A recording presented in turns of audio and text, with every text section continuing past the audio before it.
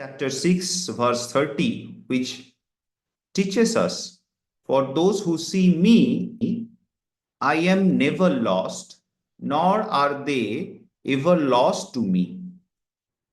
So, this actually tells us about the empathy, interconnectedness of all being. And I think this is one of the very key concept of holistic healthcare. And if we have this type of concept, then we can foster compassionate, empathetic care, and we can also, with this, enhance the patient trust and adherence to therapy. We'll also discuss a few cases of COVID-19 which we had came across. We take one case here. Type 1 diabetes patient who was being admitted with diabetic ketoacidosis again. Thus, SpO2 was 78%, CVG 564. So admitted in critical care, immediately intubated, central line done in emergency. So intubation and central line done in emergency in that time of COVID, you can think how proactive was the healthcare providers and the management started. Next day, immediately the HSCT thorax came. The Corer score was 4. COVID-19 report not came that time. But what happened after 3 days when COVID-19 report came, it was positive. Now, suddenly that patient's father had slapped the treating doctor and blaming the hospital, creating some thing in that hospital. And they're telling this hospital is responsible for COVID-19 infection. But what is important here again, yes, it is very difficult to sometimes cope up with this type of situations. But again, chapter 2, verse 6 tells us, "Dukkheshu anudbignomana, shukheshu vigata spriha, bita raga bhaya krodha, sthitodhi muni uchvate." I think our teachers always taught us how to become steady, because this type of happenings happened every times, many days in our clinic also. We have to face that. But again, if we follow the principles of yoga, the equanimity, we can overcome these issues. So finally, what happened to that boy? He was discharged after 12 days in stable condition. At that time, the father was trying to catch the feet of the doctor, but the doctor stopped him immediately, but greeted with a gentle namaste. So again, even they are praising us, our teachers again taught us that activities do not taint me, nor do I desire the fruits of action. One who knows me in this way, never bound by the karmic reactions of the world. So that activity, we need to withdraw ourselves from the fruits of those, like when the father is going to catch our feet. So we need to avoid that too. So again, this is a very interesting transformation. While we we visit Gita, I think two personality we need to remind. One is great Lord Shankaracharya, and another is, obviously, today we are discussing about Swami Vivekananda. They explain Gita very easily to us. So this was an incident when Shankaracharya was traveling towards Kashi Vishwanath temple, and suddenly he saw some Chandal was in between the path of the mandir. So he stopped and he told that Chandal, "Hey, please go away from my path." why are you standing here?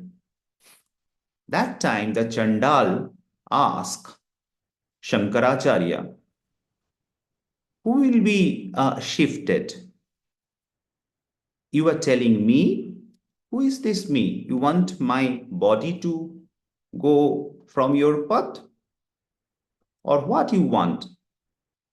That time Shankaracharya understand who is actually that Chandal was. So he was Shiva.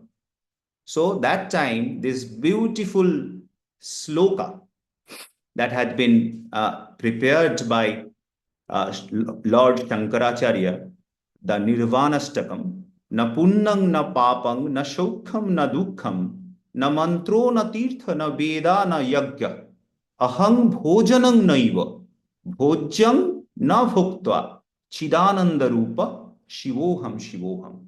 So, the beautiful last line that has been translated by Swami Vivekananda, I am neither the act of enjoying, the enjoyable, nor the enjoyer. I am existence absolute.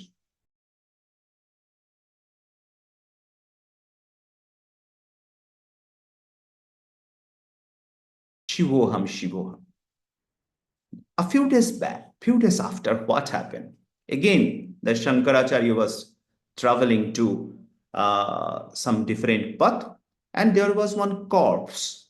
And that corpse, just beside that corpse, one lady was crying, as if that lady was the wife of that corpse. Now Shankaracharya again in that path asked that lady, oh mother, please give me some path, I want to go. Then the lady suddenly told Shankara, why are you telling me to move away from your path? You can tell that corpse, you can tell that corpse to go away. Now Shankaracharya again, he was astonished. Now he reminds that, okay, so I was talking about Shivoham, Shivoham. So I was actually ignoring the existence of Prakriti. So it is not about only sheep. We need to respect Prakriti also. So that time, again, another beautiful stotra written by Shankaracharya, that is Bhavannashtakam. So na janami punnang, na janami tirthang, na janami mukting layang ba kadachit, na janami bhakting bratang bapi mata, gatistang gatistvang tameka bhavani. So same meaning, and we need to acknowledge the role of Prakriti here. We are really delighted. By the guidance of Professor Shashank Joshi sir, we had published, this has been accepted in Journal of Medical Evidence. We had given this story that how this ancient wisdom integrate with modern biology, especially when we talk about our mitochondrial inheritance from the mothers. And if we again go back when mitochondria was something separate cell, and actually it becomes endogenous organ after some times of evolution. So we can share this later with all of you. Now coming to again, when we talk about Gita, this is a very, I think many of our Bengali friends who know this, that you will be nearer to heaven through football than through study of Gita. And that is why many times our some of our friends also told, don't read Gita, rather play football. But today, as we are discussing about Gita, let's elaborate what actually Swami Vivekananda told. First of all, our young men must be strong. Religion will come afterwards. Be strong, my young friends. That is my advice to you. You will be nearer to heaven through football than through the study of Gita. These are bold words, but I have to say them, for I love you. I know where the shoe pinches. I have gained a little experience. You will understand the Gita better with your biceps, your muscles a little stronger. So you will understand the mighty genius and the mighty strength of Krishna better with a little strong blood in you.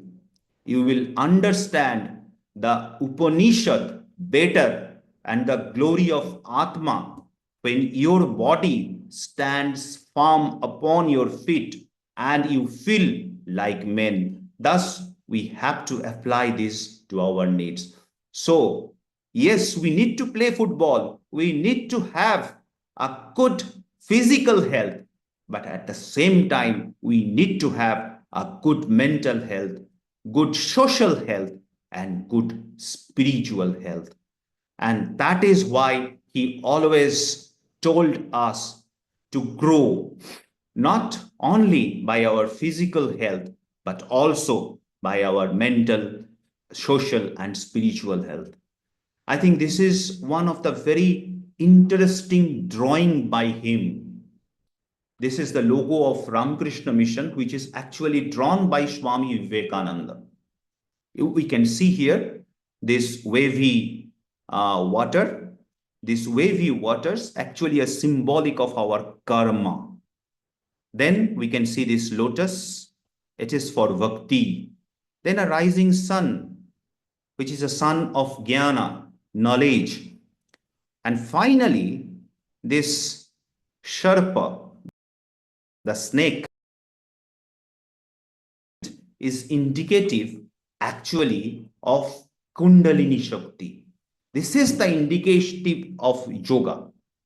And when we can have all this, the Gyan, Bhakti, and Karma, along with yoga, the attention, then we can see that swan in the picture.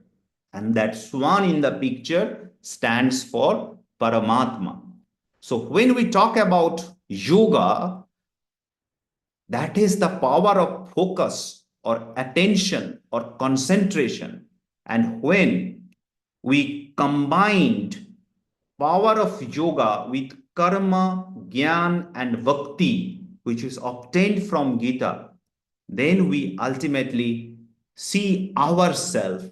We can understand who am I, and we can visualize Paramatma. Yes, this attention is very critical. This encircling serpent is very important figure in this picture. And that is why every time when Vivekananda told us, he emphasized the power of concentration.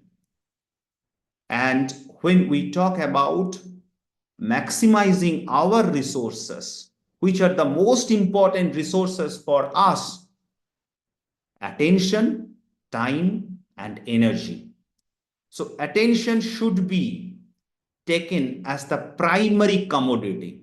It emphasizes its nature as the most valuable resource.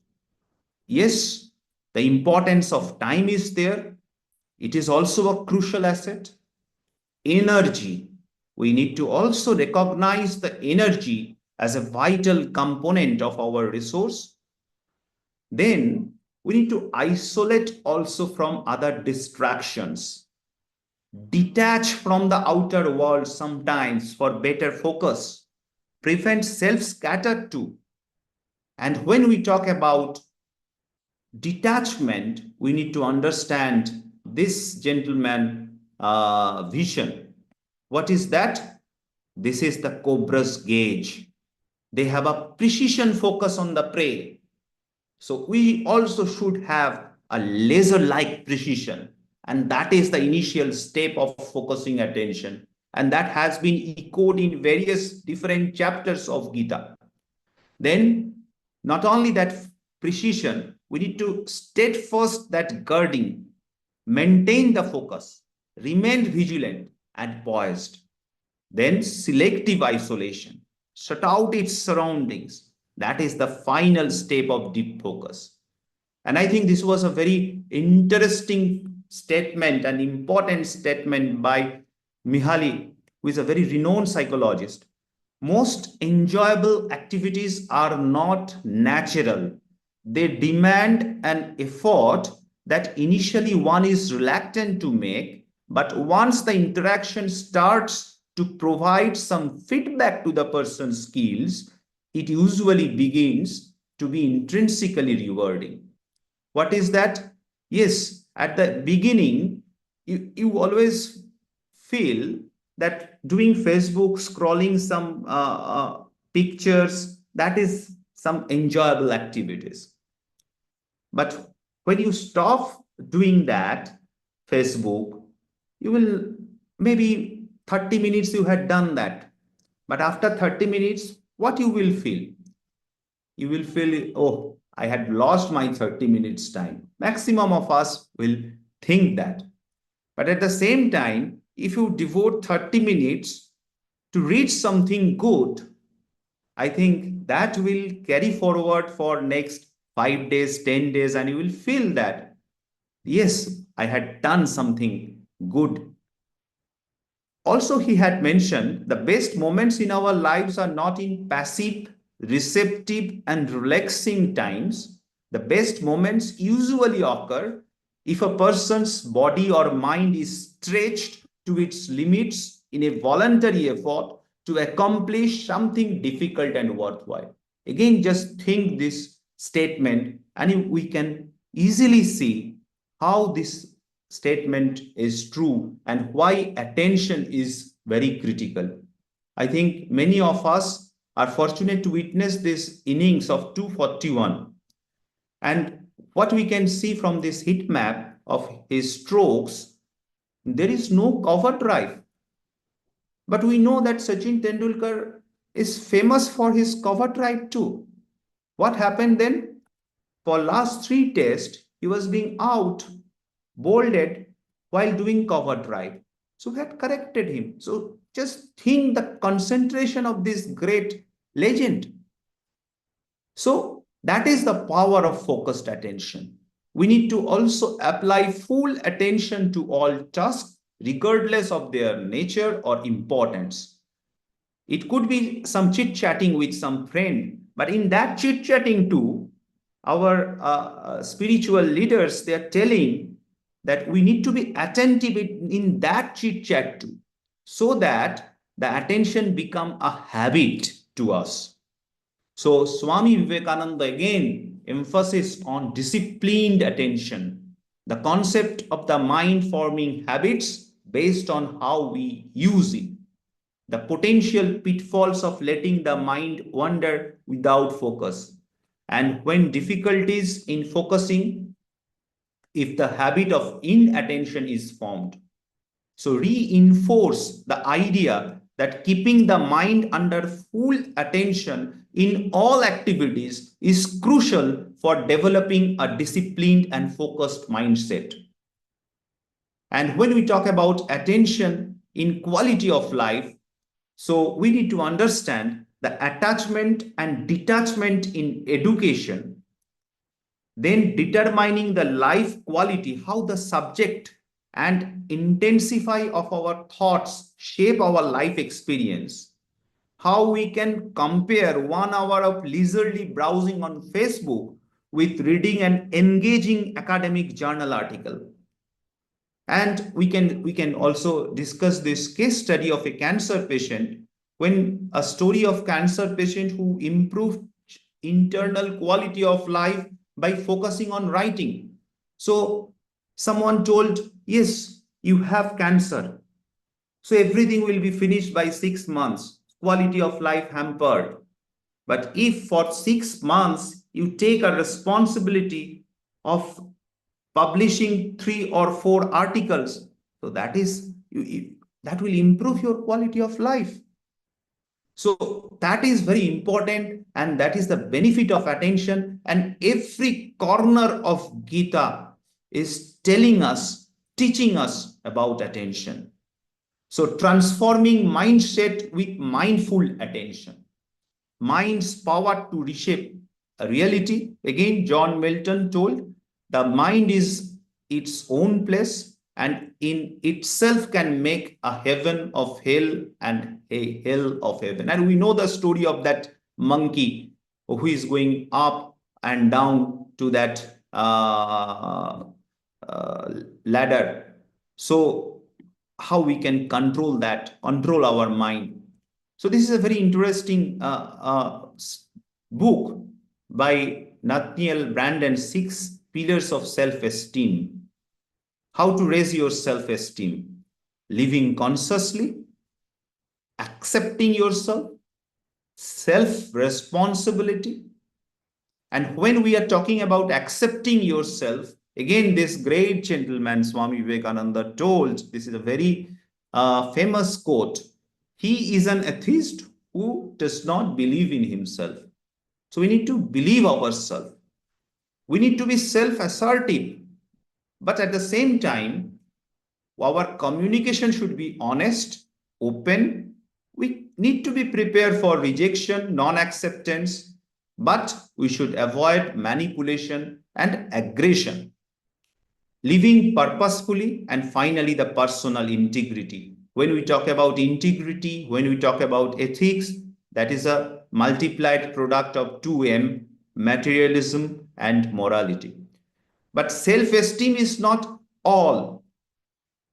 Ravana has self-esteem. You just go through the characters of this self-esteem, Ravana matching to that self-esteem. But what Ravana did not have? The selflessness, which is also the character of Rama. So Ram has 6 pillars of this self-esteem plus selflessness. And that makes Ramchandra as a Rama. We still worship Rama. So that is the importance of selflessness. So finally, when we are talking today, just one day before Mahakumbh, the spirituality, science, and skill. This year, this January 2024, again under the guidance of Professor Shashank Joshi sir, we had written this editorial. It will be published in this JIMA. The 3 pillar, spirituality, science, and skill. When we talk about Mahakumbh, we need to pranam those 3 rivers, Ganga, Jamuna, Saraswati. So Saraswati is not that much, we can see Saraswati. Similarly, yes, we are giving importance to science and skill, but not that much to spirituality. But it is time, just one day before Mahakumbh, when we are organizing this webinar, we need to acknowledge spirituality too. This 3S is very important. In this article, we had given emphasis on the lessons of Rama. It is not only about just breaking the Lord Shiva's bow with his physical strength, but also we need to understand this symbol of overcoming different internal barriers. It could be ego, it could be ignorance, it could be attachments. We need to understand that. So spirituality and the dimension of Mahakumbh, when we are talking about the combination of spirituality, science, and skill, we need to also acknowledge the combination of karma yoga, jnana yoga, and bhakti yoga. And with that, again, I want to respect all the physicians, because all the physicians, they are actually practicing this in their clinic. Still remember my professor Ardhendu Sinha sir, when I was intern, I was just making one round with him in Archikor Medical College. So that time, one patient was lying in the bed, stool being over, stool full float, everything was there. We were very much, not willing to go to the patient. Sir understood that. So that patient, the blood pressure was not measured. He had not rebuked us. He took the sphygmomanometer and take the blood pressure and tell that man, how are you? What are you doing? In a very simple way. So actually, we doctors are practicing these principles. Vidya Vinaya Sampanne Brahmane Gavihastini Shuni Chaiva Shapake cha Pandita Samadarshina. So we are actually practicing the equanimity, the law of equanimity. From our teachers, we learn this. So once again, I thank you for all your attention and who were there. And today we have a great meeting. I am just want to stop screen sharing, and I am sorry because I think 3 minutes more times taken by me, and now we are really interested. We are really privileged to have with us. I think Dr. Krishna Sheshadri sir has joined. Yes, sir has joined. So we are really privileged to have Professor Krishna Sheshadri sir with us, and he will tell us a very important topic, that is traditional Indian lifestyle and its role in disease prevention. So over to Professor Krishna Sheshadri, sir. Again, Professor Krishna Sheshadri needs no introduction. He is a giant in the field of endocrinology in the country. He's a well-known speaker across the world. So now this stage is yours, sir. Just give me 1 minute.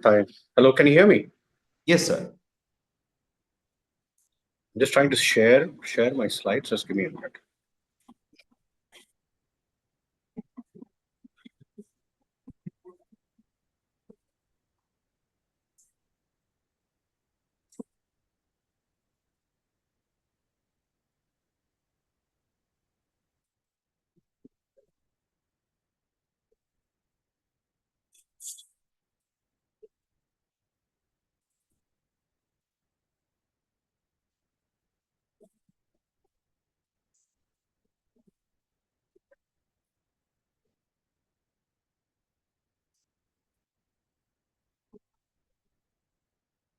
Can I send my presentation to one of you because I'm not able to share this?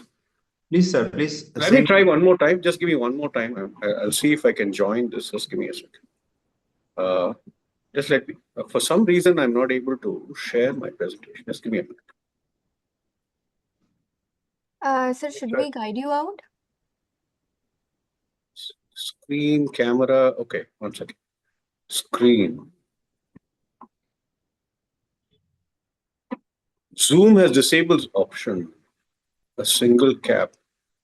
Entire screen. Okay, Yes, sir. You can select your entire screen. because chapter 6 is the way where Swami talks about life, and Yomam Pashyati is in fact the crux of the Gita and Indian life, right? Those who see me in the world and who see the world in me, I protect them. And of course, just to paraphrase the last quote that was made, Vidya Vinaya Sampanne, meaning the accompaniment of knowledge and wisdom. I think the people who translated that in that particular thing did not use the word vinaya. The word vinaya is actually humility, and that is indeed the Indian approach to knowledge and lifestyle. We don't put down anything. We accept everything if the truth is present in it, and it is the way we do things. Uh, I just wanted to share this particular photograph. If you can see, this is Swami Vivekananda in Chennai. And one second.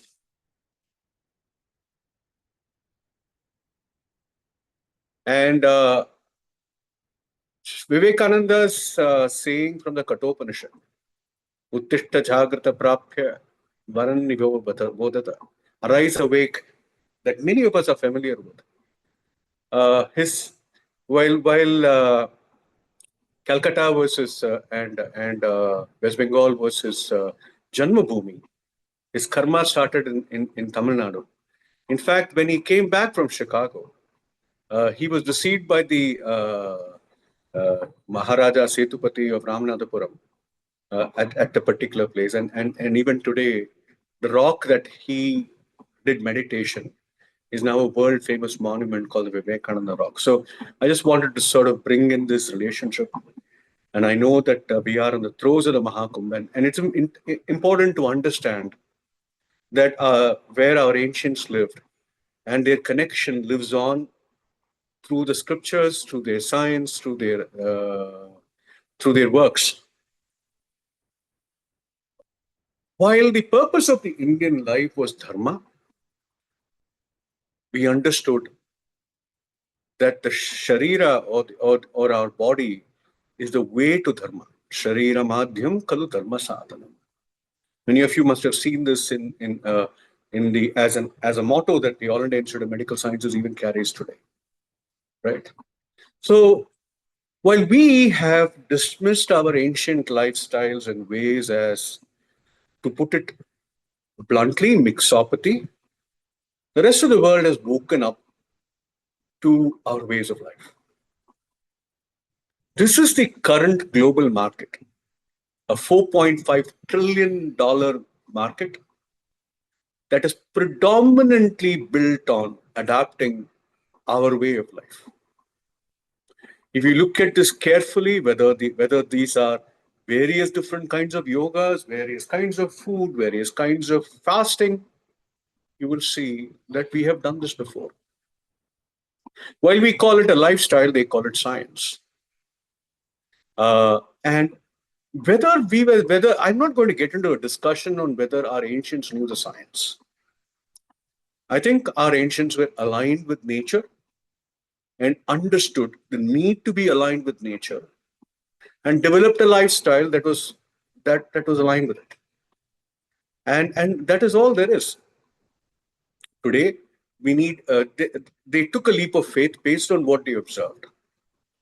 Today, we need validation for it. Let me drive this home a little more carefully. Look at this one. Cardiac coherence is the new turmeric latte. Our own remedies with turmeric, ginger, and milk is now a Starbucks bestseller, right? And I like this particular tweet that said how the West works. Steal knowledge from ancient Indian cultures, rename it, claim it as your intervention, attack native tradition as superstition. But I don't blame them, I blame us, because we have fallen for this. We have not looked at the fact that the Madhava School of Mathematics had found Fibonacci sequence much earlier than Fibonacci itself. That the Gregorian calendar is curiously aligned to the Shaiva Siddhanta, the Surya Siddhanta findings. That we actually knew that the time it takes for the light of the sun to come to the earth. We just dismissed it in our need to disown ourselves from our past. But whether you like it or not, every member of your family is at least taking one Ayurvedic product.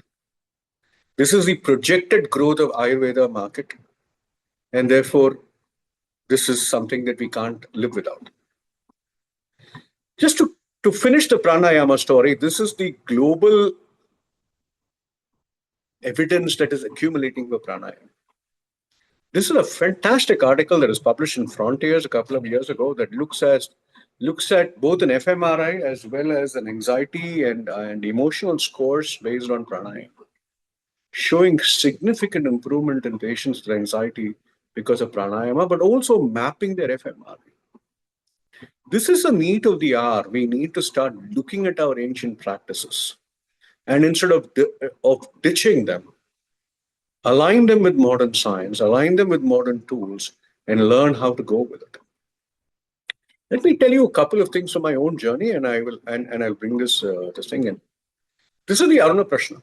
I've talked about many of you have heard me talk about circadian rhythm. This is the Aruna Prashna, and it talks about Sarvasva dhanu bhuvanadihi tasyaha paka visheshanaha smritam kala visheshanam. Very interesting. When I first used this, I did not understand this particular prashna. It says that the course of time that is understood through the changes brought by the heat and those of the rays of the sun. My interest in circadian rhythms is well known to people. But I've always wondered, we have light impulses that hit the suprachiasmatic nucleus. Why is the Aruna Prashna talking about heat? But now we know, and since 2018, we know that the heat receptors, sensors in our skin, have suprachiasmatic projections. So clearly, whether they knew about the existence of these receptors or not, the prashna is not wrong. It's actually right. And we are seeing these validations over time and again. Where else do we see this more than understanding the cosmic rhythm that we are part of? This is the wording that is there in CERN. Every subatomic particle is not only performs an energy dance, but also is an energy dance. A pulsating process of creation and destruction without end. For the modern physicists, then Shiva's dance is the dance of subatomic matter. As in Hindu mythology, it is a continual dance of creation and destruction, involving the whole cosmos, the basis of all existence and all natural phenomena. It's very interesting that for millennia, the Orion constellation has been used to measure time.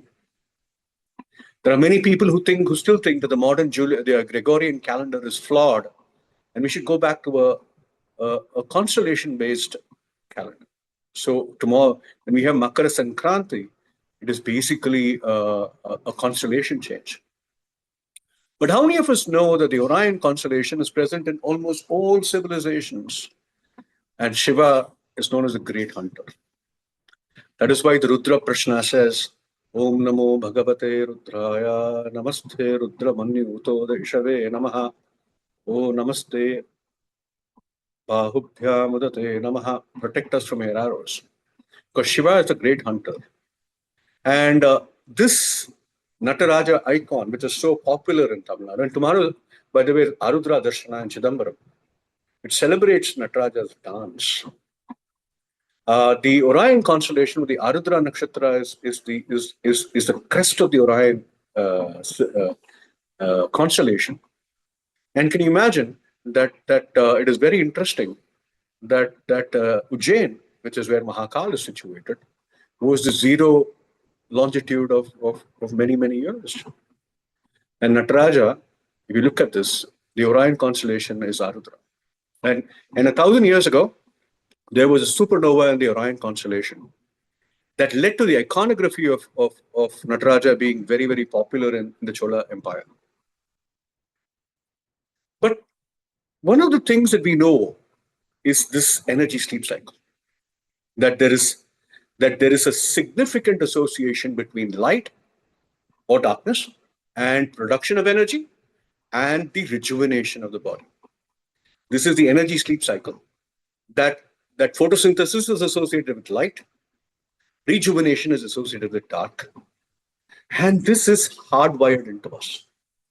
And therefore, we have circadian rhythms.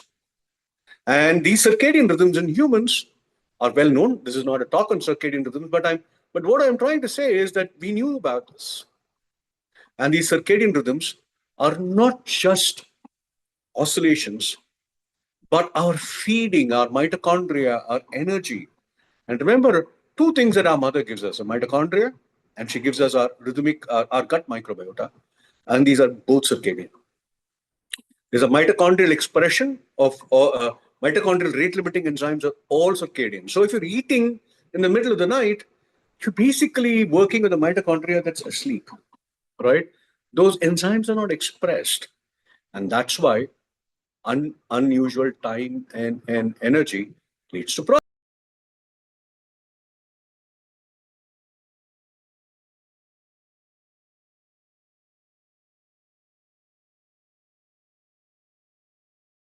Axis oscillates, It is in sequence with time. There is a rhythm, there is a balance, right? And did the ancients know about it? You bet they did. This is Ayurveda. Remember that we have Vata, Pitta, Kapha, and the variations of this. And of course, most of us make fun of it. But if you look at this carefully, they talk about the diurnal variations of the doshas. Aho is day, Ratri, that is why Aho Ratri.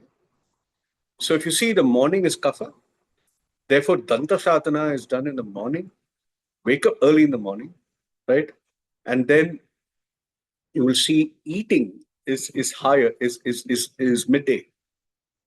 In fact, for those of us who think that these doshas are some cooked up nonsense by Indians, very interesting study that was published some time ago that actually looked at genomic correlates of Prakriti groups, right?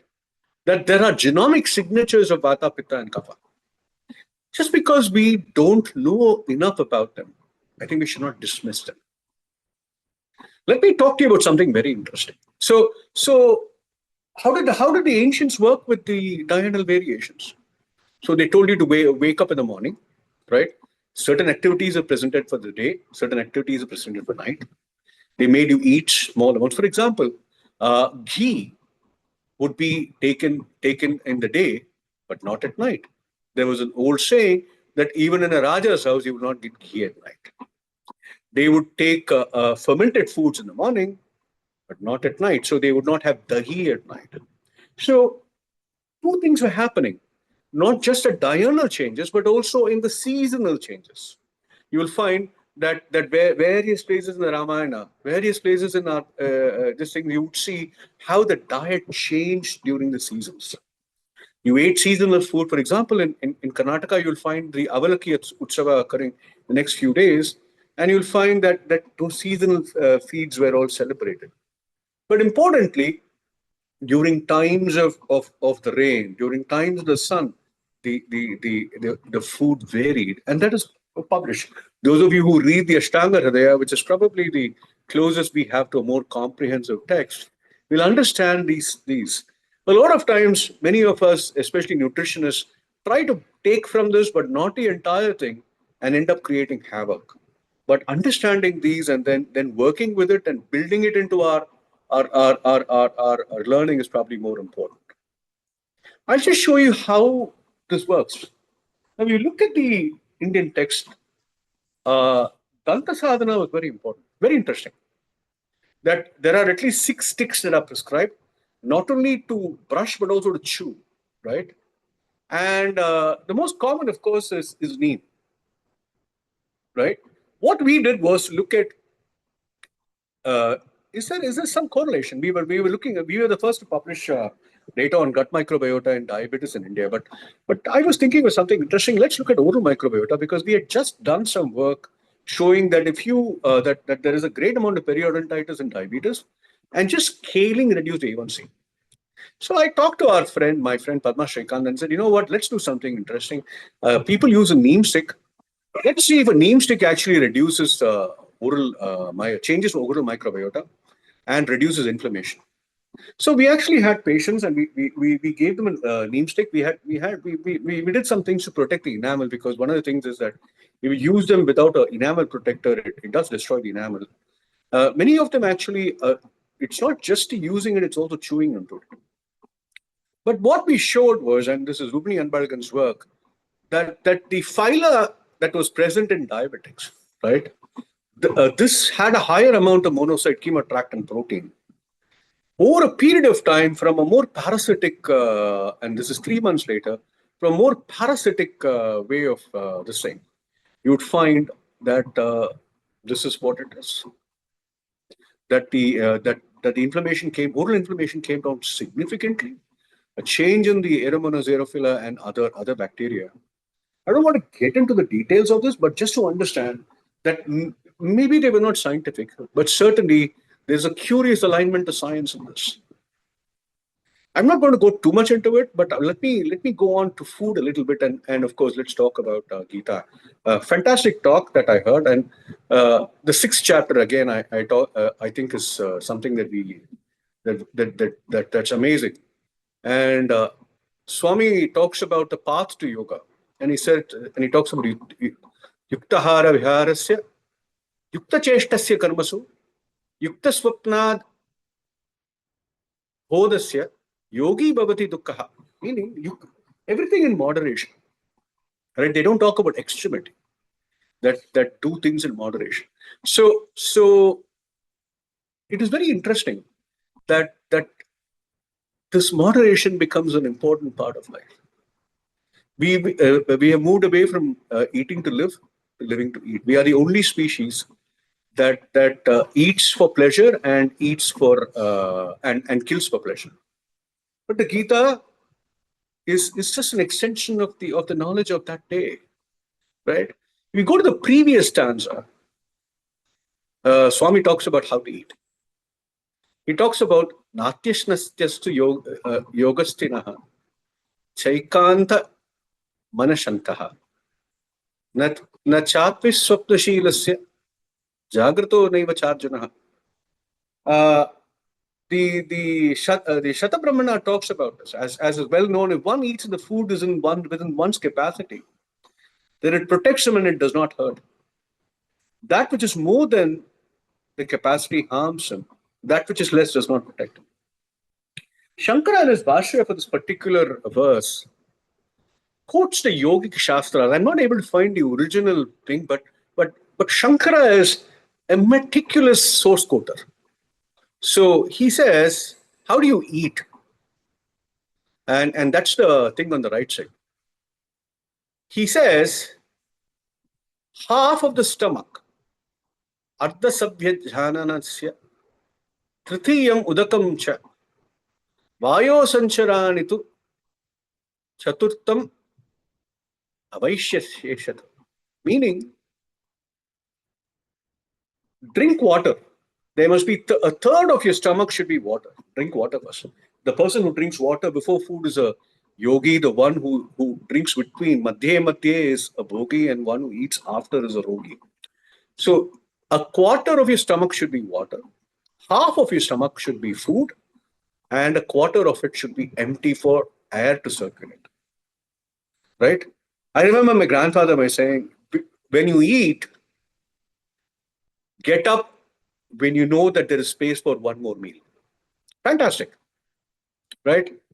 And this moderation, the amount of food that you eat.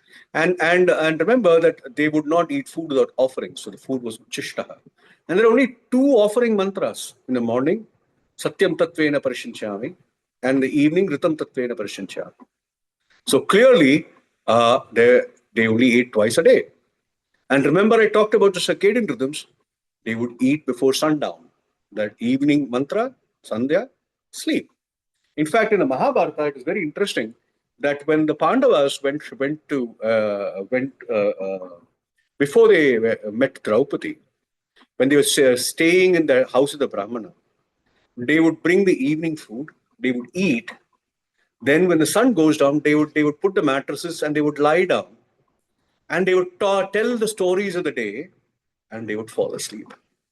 So early and 6 to 7 hours of sleep was what they got, but they would get up very early in the morning. Brahma muhurtaya uttasya. Get up in the morning, think about your life, is what the Ashtanga Hridayam says. Manu says, Brahma muhurtaya uttishte, chintaya atmahitam. So think about what is good for your soul. But remember, what is good for your soul necessarily needs to be good for your body. So this is what the Gita says.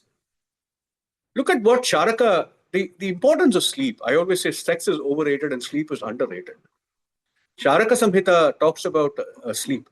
Nidrayattam sukham dukkham, pushtik karshyam bhalavalam, vrishta klibata jnanam ajnanam jivitam nacha. Happiness, misery, nourishment, emaciation, strength, weakness, virility, sterility, knowledge, ignorance, life and death, all these occur depending on the proper and improper sleep. And why is that? We never knew why sleep was important for many years, until this fantastic experiment by Husserl et al. That showed, and she did some great work. She actually had a rat to sleep under a confocal microscope, and she showed that during sleep that your brain shrinks to a third of its size, allowing the CSF to go down deep and clean it up. No wonder the Ratri Suktam talks about sleep as no adhyayasya vayam yavan vikshamahi vrikshena vasanti vayaha. The night gives us a time for us to rest, even as the tree offers its expansive branches for the birds to rest. Right? And I talked about it. The time to rejuvenate for mitophagy, for that, the need for a fasted, non-food available time to rejuvenate. I'm going to stop here, but because I think I've given you a little glimpse into this, I'm happy to take questions and join a discussion. Uh, I want to paraphrase Kalidasa. Where would we go without Kalidasa? Purana mityevana sadhu sadvamna chapi kavyam nava mithya vadhyam santap parikshan yastarat bhajante mooda parapratyena ye buddhihi. Meaning, don't think that everything old is great and everything new is bad. The good, the wise people examine everything, but the fool listens to other people. So without listening to me, let me paraphrase this. Nava ityevana sadhu sarvam na chapi kavyam purana ityavadvayam. Meaning, don't think all that is new is great and all that is old is bad. Even with this, examine what is good for you and don't just listen to what Krishna Sheshatri says. Finally, let me stop being Arudra tomorrow. The source of all movement, Shiva's dance, gives rhythm to the universe. He dances in evil places. In sacred, he creates and preserves, destroys and releases. We are all part of this dance. This eternal rhythm, and woe to us if blinded by illusions, we detach ourselves from the dancing cosmos, the universe in harmony. If anything, the ancients did one thing. They lived in harmony with nature. And I think that's really the message that I want to send. I don't know if you call it science. You can call it by any other name. But certainly, it is a way of life that we should not ignore. Thank you very much. Thank you, sir. Thank you very much for your great lecture. I think we all learned from you a lot today. May I have a small comment from Shashank Joshi, sir? Sir, Shashadri sir, can you please unshare your screen? I've already done. Oh, I'm sorry. Yeah. Yes. This was an excellent exposition, both Shambho by you and Krishna. I started the context and you took over in Bhagavad Gita and Krishna, as usual, unusual in his very impeccable style, told us, so there's a perfect equipoise. And I think we are all here to celebrate Swami Vivekananda, the unshoring of the Mahakumbha once in 12 years. And I think it's time that our ancient practices get an evidence-based piece. One of the seminal papers which Krishna published was a very simple paper of the neem stick and the cut oral flora, how he modulated it. So congratulations to you and Krishna. Both of you all did a wonderful job. And I hope that we continue this entire journey of uncovering the truths from our ancient wisdom, as long as they're evidence-based. And but one thing is very clear, that in the process of healing and happiness, I think Shambhu, your tips to a practitioner were very prudent and correct, and they had a lot of wisdom in it. And Krishna evolved from science, not just knowledge, but also gave some tips from shlokas and various scriptures of what we should do today. So congratulations to both of you. And as I said, I started the context and we have been able to culminate it. And I'm sure we have very illustrious professors who are joining us for the panel. Thank you, sir.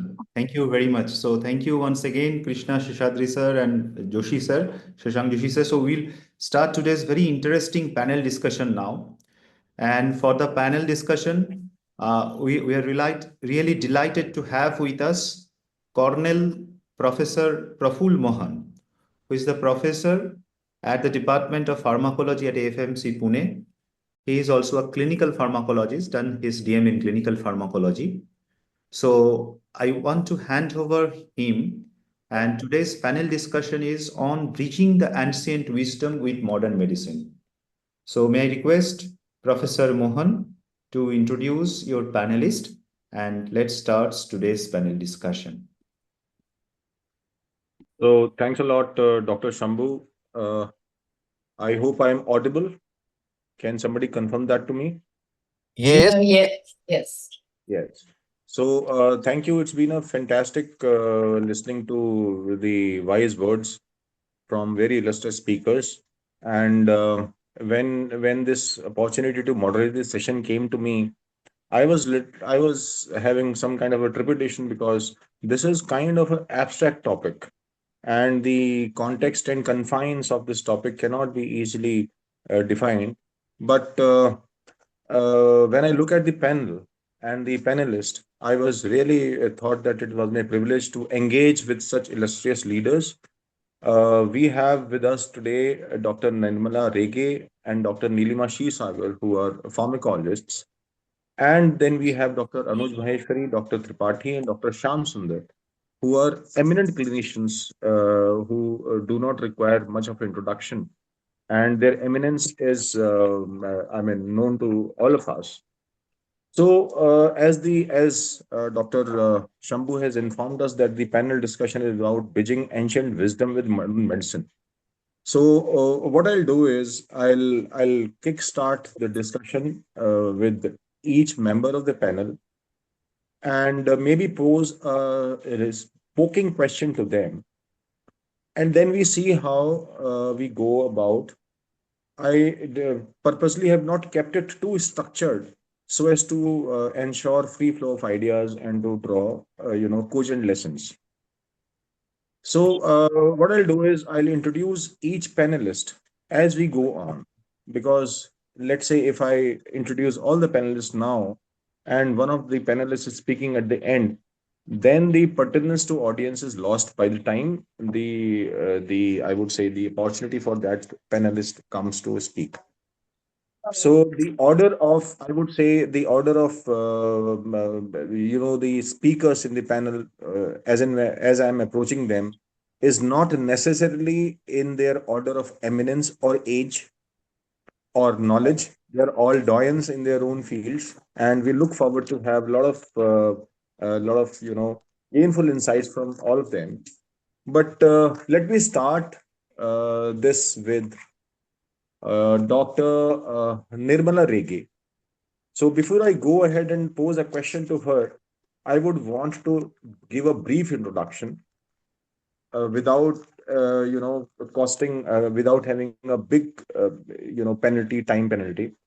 Dr. Nirmala Rege is a very eminent and famous pharmacologist uh, whose name is known to almost all and everyone who has studied pharmacology in whatever I would say capacity, maybe as a UG student or a PG student. And of course, to PG student, she is also known as a very ingenious teacher, if I may use the word. Her eminence flows out of the fact that she has published multiple books, widely read, widely acclaimed. She has about 125 publications to her credit and more than 40 research awards. Currently, she is working as professor of pharmacology as IRA's Lucknow Medical College. She is also professor emeritus at pharmacology department at State GS Medical College, and she has been a past president of Academy of Health Professionals Educators. So her core areas has been in pharmacological research, pharmacological teaching, and also medical teaching as an activity. And she was also the faculty for State GS Medical College, Fimer Regional Institute. She has been principal investigator for multiple Ayush and ICMR projects. As I have told already, multiple publications and books to her credit. So, Dr. Nirmala Rege, if I may attempt to ask you a question, ma'am, most of the times you have been asking questions to us, being our teachers. But let me take this opportunity to put, the go on the other side of the table. So, we all know that you have worked extensively on developing plant products into modern medicine avatars. Can you briefly summarize your experience, maybe with reference to maybe one particular plant or one particular plant product, and uh, kindly identify two, three crucial bottlenecks that you had to face in your journey during which you were studying the plant products and trying to bring to fore their pharmacological properties in the context of modern medicine. So, Dr. Nirna Rege, please. Yeah. Am I audible? Yes, ma'am. Yeah. Thank you, Dr. Mohan, for that introduction, and thank you, Dr. Shambhu, for inviting me for this particular session as per and this CME. Uh, uh, I will. There are very few products in which, as you said, that I help in developing them into modern avatars. Most of my work is related to validating the claims about those products in Ayurveda, or finding out the mechanism of action, the pharmacological way. But the one I would like to talk about our journey with Tinospora cordifolia, and I owe all this research, whatever I've done, and I've assisted my guide, that is Dr. Sharadini Dahanukar, who had learned Ayurveda. And this is the one we went in a very keeping the Ayurvedic, whatever is mentioned in Ayurveda, keeping those things in mind, we processed it. And our pharmacological knowledge, it helps in developing it. It is with Dr. Dahanukar and Dr. Urmila Thakte, who is an eminent pharmacologist, a clinical pharmacologist as well. So it started actually from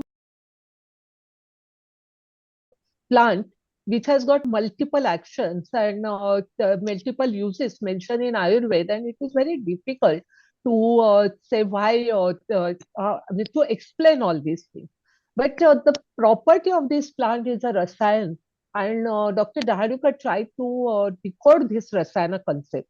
So actually in Ayurveda, that rasa means the primordial tissue, means all the tissues, they start from rasa, and ayan is a path or the way. So this rasa dhatu, that is the tissue, it influences all other tissues. So whenever, whatever the drug improves the quality of the rasa, would strengthen the all tissues. That was the first thing. And the second thing, when we looked at Charak Chikitsa, it was mentioned that all these rasayana are used for Vayastapanam, Ayurveda Balakaram, and Rogapaharanam Samartham. So Vayastapanam is the anti-aging, Ayurveda Balakaram is increasing the longevity of life and strengthening the learning and memory. And Rogaparanam Samarthamcha, we concentrated on that. That is the removal of the diseases. Now, what we did with her this thing, we had a concept, because we, everything starts with hypothesis when we do. So our hypothesis was how this happens, and that time the psychoneuroendocrine immunaxis we were learning a lot. So with some preliminary experiments, we thought that these rasayanas are stimulating immune cells, which is responsible for the cascade of events, which is responsible for this multiple action. So we went in developing various preclinical models, as we all our pharmacologists do, various models of infections induced in animals, and we found that the animals treated with Tinospora cordifolia, they survive more. And then we took the serum of these animals to see whether this particular drug has an antibiotic-like effect, but we didn't find. And therefore, we concentrated more on the immune cells. We did lots of in vitro and in vivo studies to see the effects of PMNs, polymorphonuclear cells, macrophages, monocytes, peritoneal and alveolar reticular endothelial system. And overall, we found that they increase the phagocytic and intracellular killing activity. We didn't concentrate much on the T cells, though we did few studies on the T and B cells. And then with this, we decided to go for a human models. And the model we selected that time was obstructive jaundice, because Dr. Ravi Bapat, who was an eminent gastroenterologist surgeon with us, was working. And we have done some studies with the patients with obstructive jaundice, and we found that they are immunosuppressed, especially their polymorphonuclear function is very, very poor, and there is a decrease in the percentage phagocytosis. So we keep that as an indicator. And we treated these patients. We did multiple studies with them, and we found that there is a difference in the mortality. The more people survived, as well as there is a better percentage phagocytosis of their polymorph nucleus cell. And with this concentration of number of studies, we found there is a decrease in endotoxemia. We found in vitro studies, they increase the Kupffer cells. The most important thing we found that they activate the PMN cells or the macrophages, that there is an increase in GM-CSF. And we established our dose response relationship. We did the studies on INU. And after this, we went to another disease. Dr. Mahashul, he's a chest medicine physician working with us that time. And we studied the patients with on anti-tuberculous drug. And we found there also, because the macrophages are very, very important for in case of tuberculosis. So we found there is an improvement in clinical symptoms. There is a reduction in sputum conversion time. There is a hastening of the radiological recovery. And we also did studies with Dr. Rajan Badwe at Tata Memorial Hospital in patients with breast cancer. And that time, CMF, that is a cyclophosphamide, methotrexate, and 5-fluorouracil. They were the chemotherapeutic agents of choice in those days when we did the study. And found there is a reduced neutropenia. And all these studies we went with the help of pharmaceutical company. There was a pharmaceutical industry was with us, which helped us in developing the formulation. It was a whole aqueous extract we used for all these studies, and that was Merin. And then it was taken over by Woka. So this came as an indigenous immunostimulant in the market, marketed by Woka. And this particular Tinospora, which fascinates me because I keep on reading about it, and there is so much of work which is going on. Even we have done some studies, and we have found that it helps in improving the gut barrier also. We have seen that it helps in decrease that antibacterial resistance. It is useful in that. It has anti-cancer properties, which we have not, though we have not studied. And currently, with Dr. A.B. Vaidya's team, we are working with Dr. Vikram Gota at ACFEC in solid cancers to find out expanding it to what we have seen in breast cancer, whether it helps as an adjuvant for the care for the patients who are undergoing chemotherapy. Particular plant, and there are, if you Google with our names, you will find all these references what we have done. But if you ask me the bottlenecks in this particular journey, our bottlenecks were mainly finding out the right model and going ahead with it. We didn't face much problem except for the determination of the dosages, because it is very important when you decide if you are extrapolating the doses from the animals to human being. Of course, when you are working in the Ayurvedic product, you have an advantage because there are doses which are mentioned in Ayurvedic textbooks, and you can extrapolate directly from those human dosages. But when we are using the extracts, and we have to keep that in mind, whether we are using the dose of the extract, how we are going ahead that, or crude extract. That is one more thing. But more than that, in another study, I have found that where multiple plant products one is using, that standardization and the quality control is very, very important. How you can, because when you are mixing multiple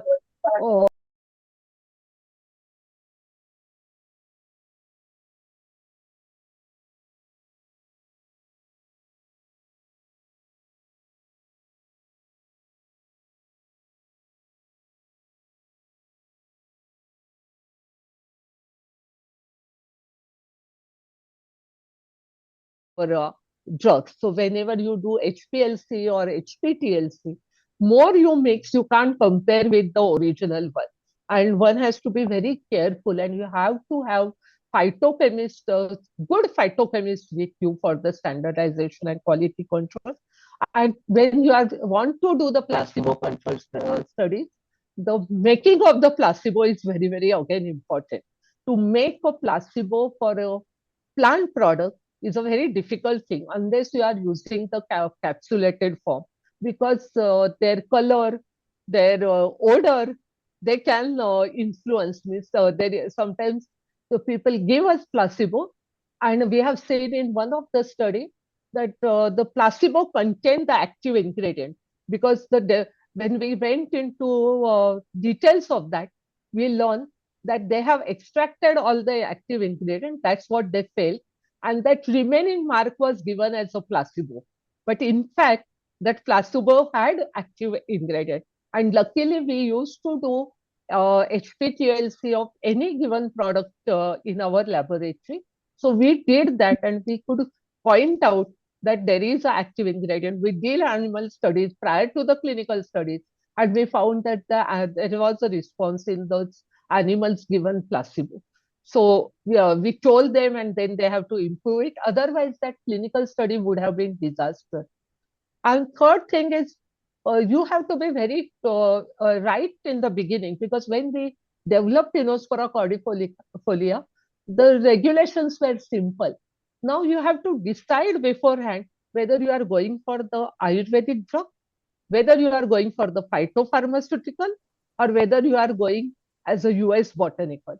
And the data which you have to generate for all these three things is different.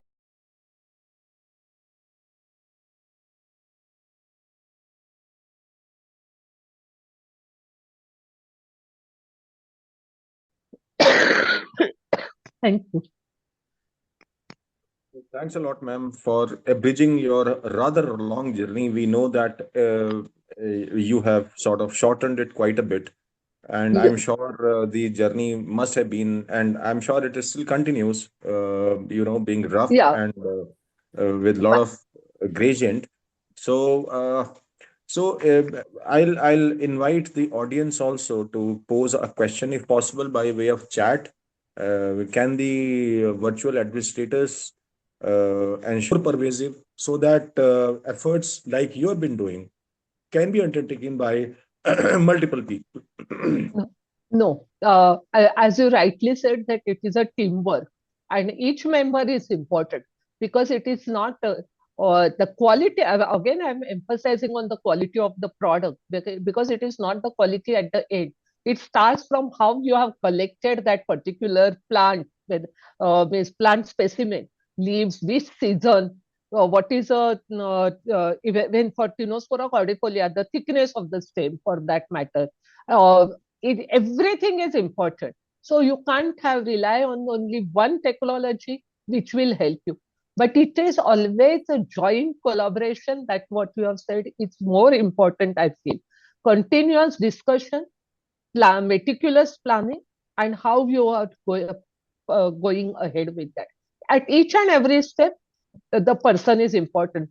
The cellular techniques, the preclinical models, and the clinical studies, of course. So without clinicians, you can't do. Means only pharmacologists can't do.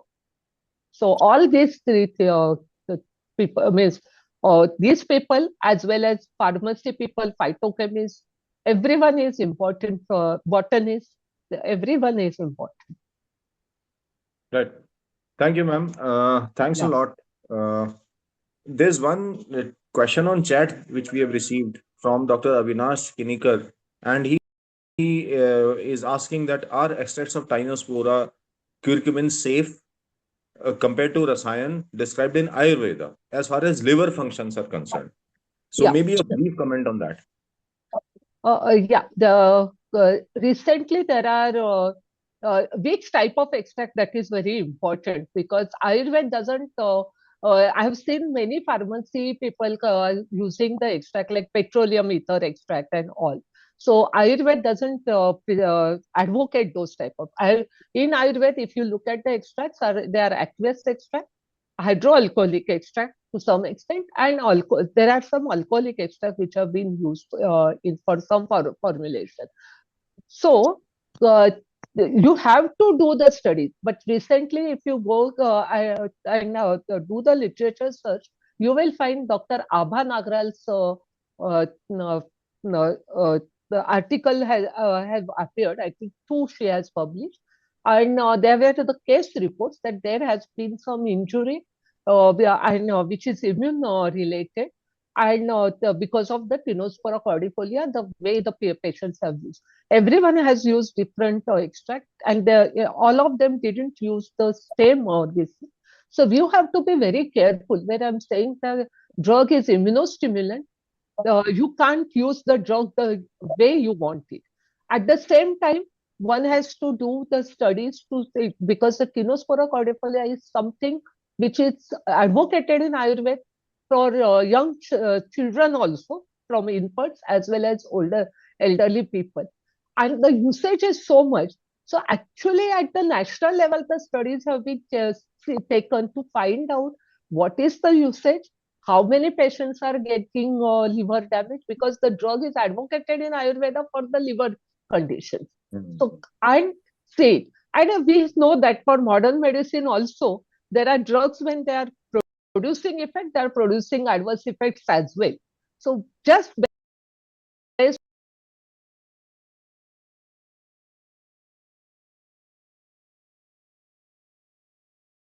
to develop that data. No one else or foreigners will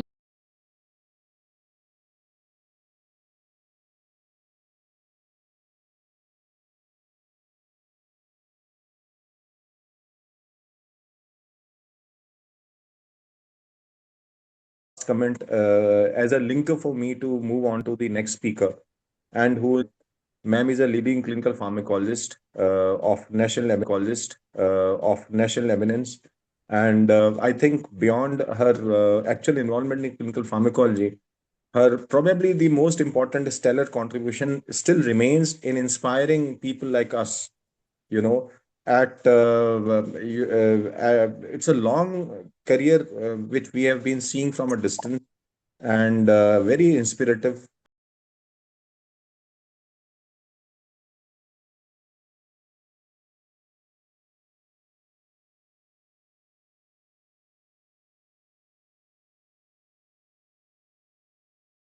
Very basic and very important milestones in her journey. Currently, she is Professor Emeritus,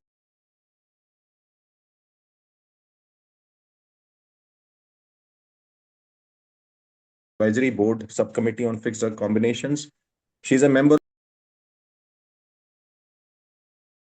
of multiple societies, multiple committees of under WHO, and she has been acting Vice Chancellor of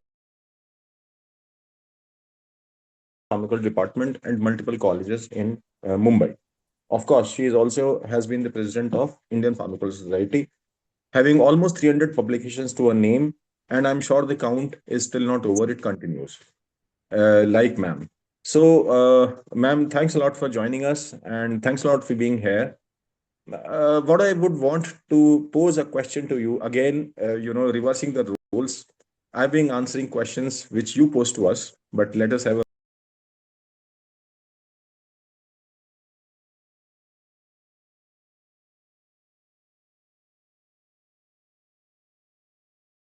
and some of them continue to grow, and they've been integrating themselves into the modern medical system in varying proportions.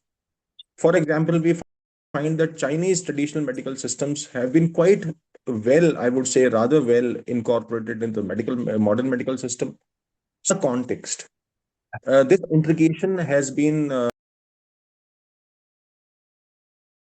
satisfactorily done so far. Has it happened? Are we there, or we are not even attempting it?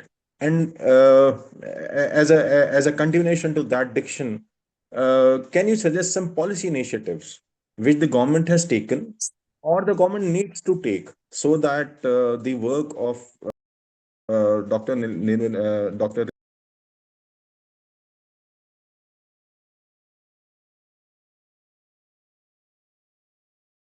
Yeah, thank you very much. Am I audible? Can you hear me? Yes, ma'am. Yes, thank you. At the outset, I would really like to thank Dr. Shambhu and yourself for this panel discussion. And I greatly appreciated the presentations from the earlier speaker, Dr. Shashank Joshi, and also others. It was a very enlightening experience for me, and also linking today's this webinar to Swami Vivekananda's Jayanti and integrating indigenous or our traditional medicine into modern medicine. And thank you for that opportunity greatly. When we heard today morning's presentation, I was also reminded of the fact that something which I read, and I thought that's important for us to see, that they said that what is science to technology? One can consider spirituality to religion. So one can think that knowledge and wisdom is something which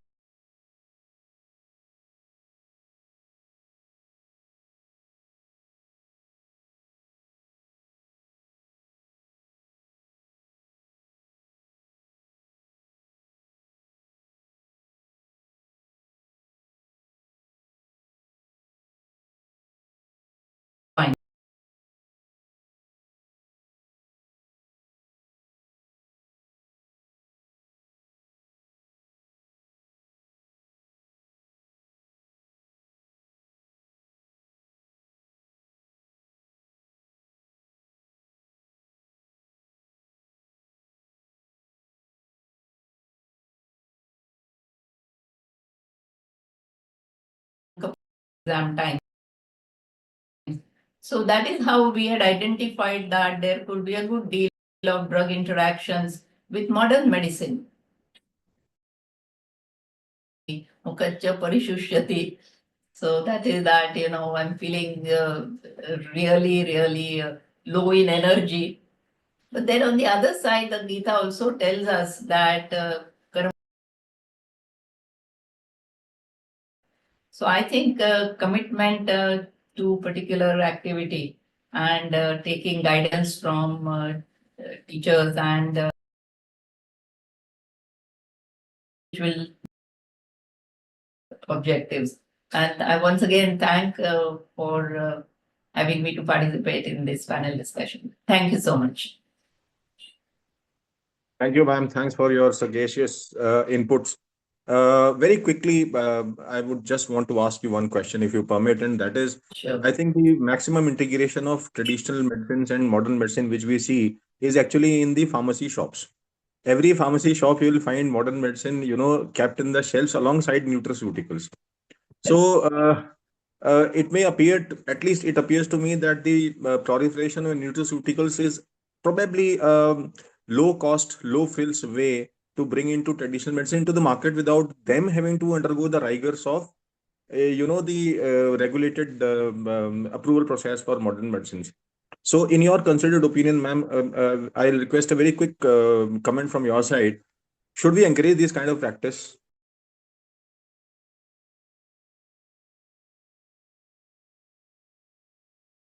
The shelf integration, if I may say, should we sort of allow it to happen? It's always want to have something, कुछ तो दे दो. If you the doctors say that आप सब ठीक है, कोई किसी की जरूरत नहीं है, they are bit crestfallen and dissatisfied.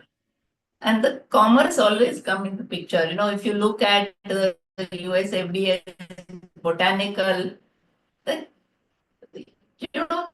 from China, there were 500 applications, out of which only 2 US FDA approved some years back, and then that is increasing.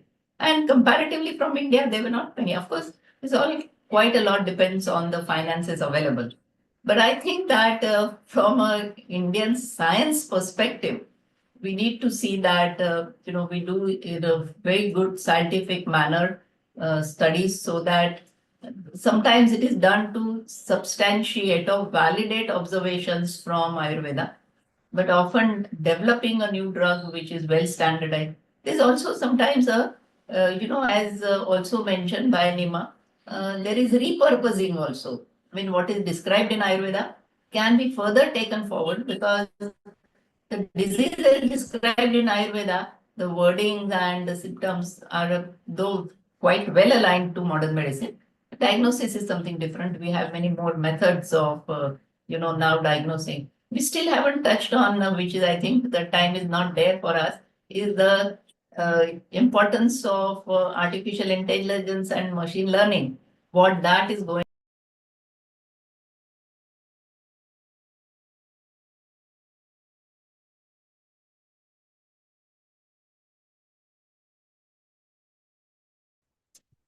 Right, ma'am. Thanks a lot, ma'am. And thanks a lot again for leaving us with a linker to the next speaker. That is the diagnostic, or I would say the evaluational approach to a patient in modern medicine vis-a-vis the traditional medicine systems. So it's an honor and a privilege to have on board Dr. Kamlaka Tripathi. Sir is a very eminent clinician, and he has been professor and head of the Department of Nephrology in Banaras Indian University. And suffice to say, I think one of the biggest markers of his eminence is his recognition by the government of India, who conferred Padma Shri on Sir. And Sir has had almost 300 publications. He also holds a Guinness Book of Records in 2013 for enrolling maximum number of diabetes mellitus patients on a single day on a single site. And he's been examiner for more than 10 national universities. Have been project officer, research officer for ICMR funded projects for almost 30 years now.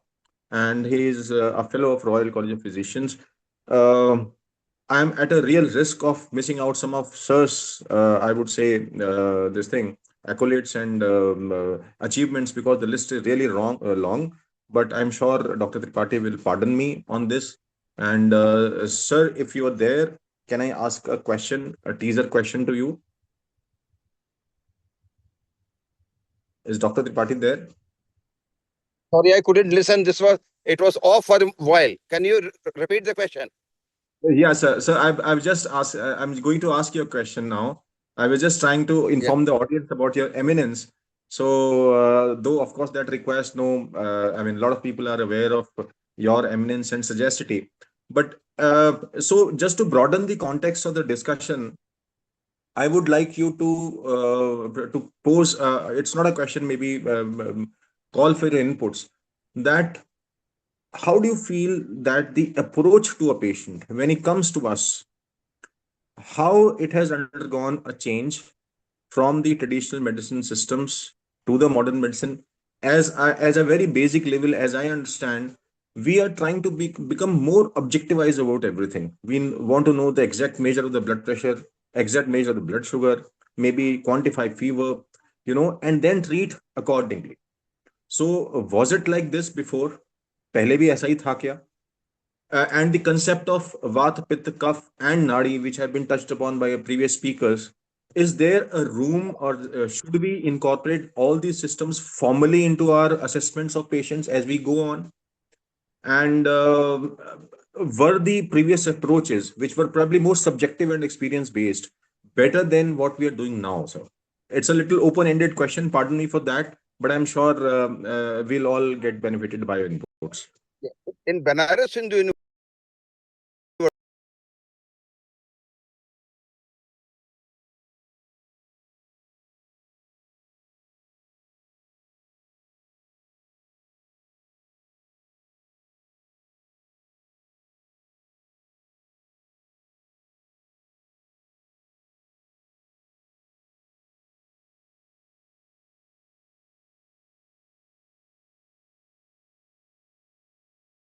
and the cuff.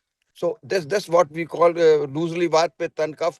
This is from the part of the genesis of the Kapil Muni Sankhya Yoga. It's a small part is represented in Gita.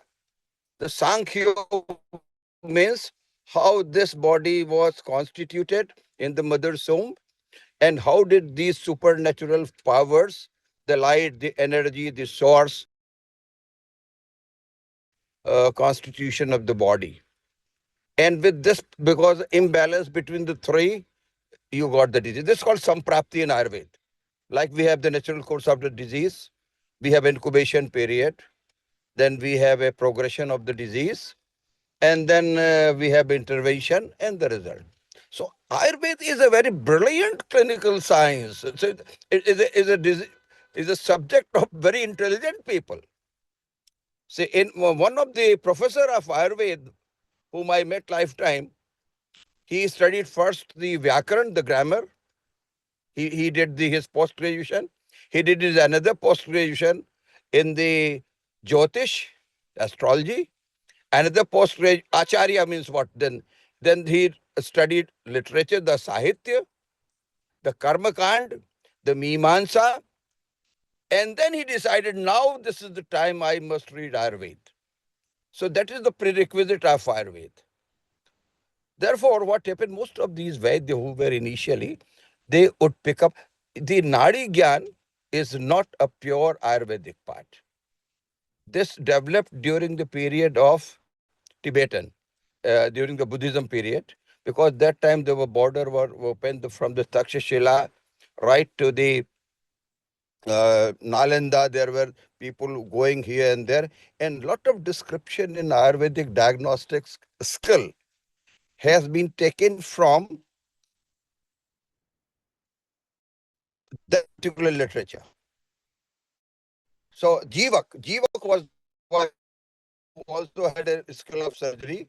He was a Buddhist, and like Jesus Christ, Buddhist also had that miracle. Miracles were done only by the Buddhism during Buddhism time, by the Jesus Christ and all those period. There were that sort of change which would occur, touch the person, take away the pain, but this was not present in the Ayurveda. So taking the pulse, looking at the pulse, the temperature, the abdomen, the eye sign, all these signs have been described in Ayurveda. And because they have been described in Ayurveda, they are the clinical interpretation in the Rog Samprapti. So if you want to prescribe a pure Ayurvedic medicine, you need to have a pure Ayurvedic diagnostic skill. You cannot ask modern medicine man to make a diagnosis of status asthmaticus and ask the Ayurvedic person to do it. It could be other way around. It could be sometime detrimental also. For example, patient may have a left ventricular failure, and an Ayurvedic physician might be thinking of tamak shwas. The shwas means the patient has a severe exacerbation and obstruction of the COPD, and the COPD is deteriorating. And because of this deterioration, patient have trouble. So diagnostics should be made separately. Accordingly, drugs should be prescribed. And then what Madam was talking before also, in Ayurveda also there are three different type of the drug preparation. One is called Sattva medicine, Kashtaushadhi, where it excludes a plant tradition. Second is based on the chemical compound, organic compound, means heavy metals, mercurials, shilajit, parad, gold, abrak, all those which is also used in the Ayurveda as a stimulant. And these are the drugs are used for a different class of people. And third is the tamasic, the one which is used with the animal preparation. And these animal preparation are usually made for the warriors, those who go for, they get the war injury, they get the emergency, and for those people. So according to your body constitution, the drugs are to be prescribed. In Ayurveda, there is a description. Because people do not read completely. So, Charak Sanghita, you need like more than the Gray's Anatomy. So you need completely a discourse on it, and each and every chapter to be read with that spirit. So what I feel that you need a Ayurvedic diagnostic way, constitution. According to the constitution, then they have the Chikitsa Sthan, Nidhana Sthan means diagnosis, then pathological process, Vikriti part, then they have also according to the Samprapti of the disease, and then having done all those, then you write a prescription. and then you select a drug, choose a drug. If this is followed, Ayurveda will certainly grow. Most of the people do not follow this. That's one area. Uh, right, sir. Thanks for your inputs. Uh, I just wanted to pose a question to you, sir, and to seek your opinion about this. So, as you said that even Ayurveda, the way it is practiced by Ayurvedic physicians, is not optimal by Agree. the which is important. So, in that sense, it is again sort of half cooked, if I may use the term. So, do you feel that there is some scope of exposing the modern medicine students, MBBS students, formally as a part of their curriculum towards these concepts of Ayurveda? Of course, the entire text I'm cannot be taught to them. So, will it be good? Will it help them in incorporating these aspects when they become practicing clinicians? Or we should allow both the systems to grow separately and then maybe integrate at a later date. few area is certainly important in that sense. And like degenerative diseases, osteoarticular diseases, the diseases which do not kill the patient but make lot of incapacitation. See, we have accountability to the society. When you have a modern physician, this person has a lot of bindings on the social bindings, legal bindings. So he cannot just go out of break all the things and practice medicine according to his will and wish. But there are certain areas where these drugs could be. For example, those patients who have a chronic irritable bowel syndrome, and you have done the exclusion that there are no neuromuscular disorder, there are no serious metabolic component, patient does not have a structural deformity, patient doesn't have a disorder of the mesenteric plexus, neuromuscular mesenteric plexus diseases, then you use lot of adsorbent. These are the not absorbent, adsorbent. Then they regulate the bowel, make the bulk, set up the absorption, and take away detox like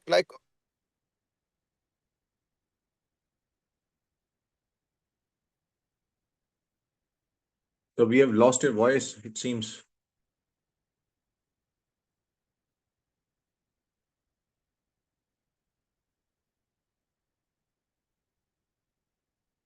So we appear to have lost your voice. Yes. So I think there is certain signal issues at the end of Dr. Tripathi, but nevertheless, thanks for his inputs, very sagacious inputs. Uh, oh, sir, are you there?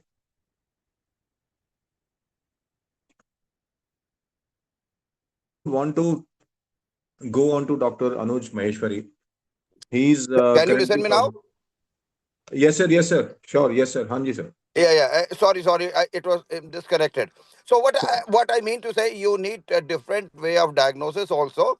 But for modern physician, there is a group of diseases which is non-communicable and non-metabolic, degenerative.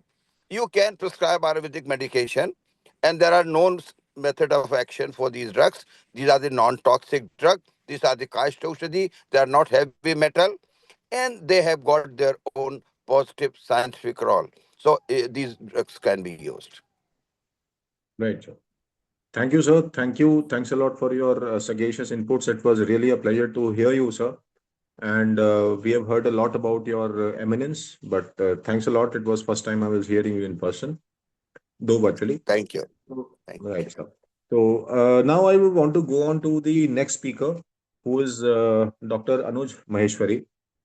Dr. Maheshwari is currently professor of medicine at Hind Institute of Medical Sciences. Again, a very eminent person. He is the governor of Indian chapter of American College of Physicians, also the president of Asian Pacific Society of Hypertension. And he has been recently elected as the president-elect of RSSDI, for next 3 years. And sir has got a lot of accolades and awards at multiple by multiple societies. And he was, I think, one of the greatest, I would say, award which was granted out on him was the Outstanding Community Service Award by Indian Academy of Diabetes at Mumbai. So, sir, if you permit, I would want to pose a teasing question to you, and that is Dr. Anuj there? Yes, sir is there. Sir is there. Sir, All you right. have. All right. Yes, Okay. I am here. Hope Right, you sir. can listen me now. Yes, sir. Yes, sir. Yes, sir. You were muted. Right, sir. So, I would want to ask you, sir, that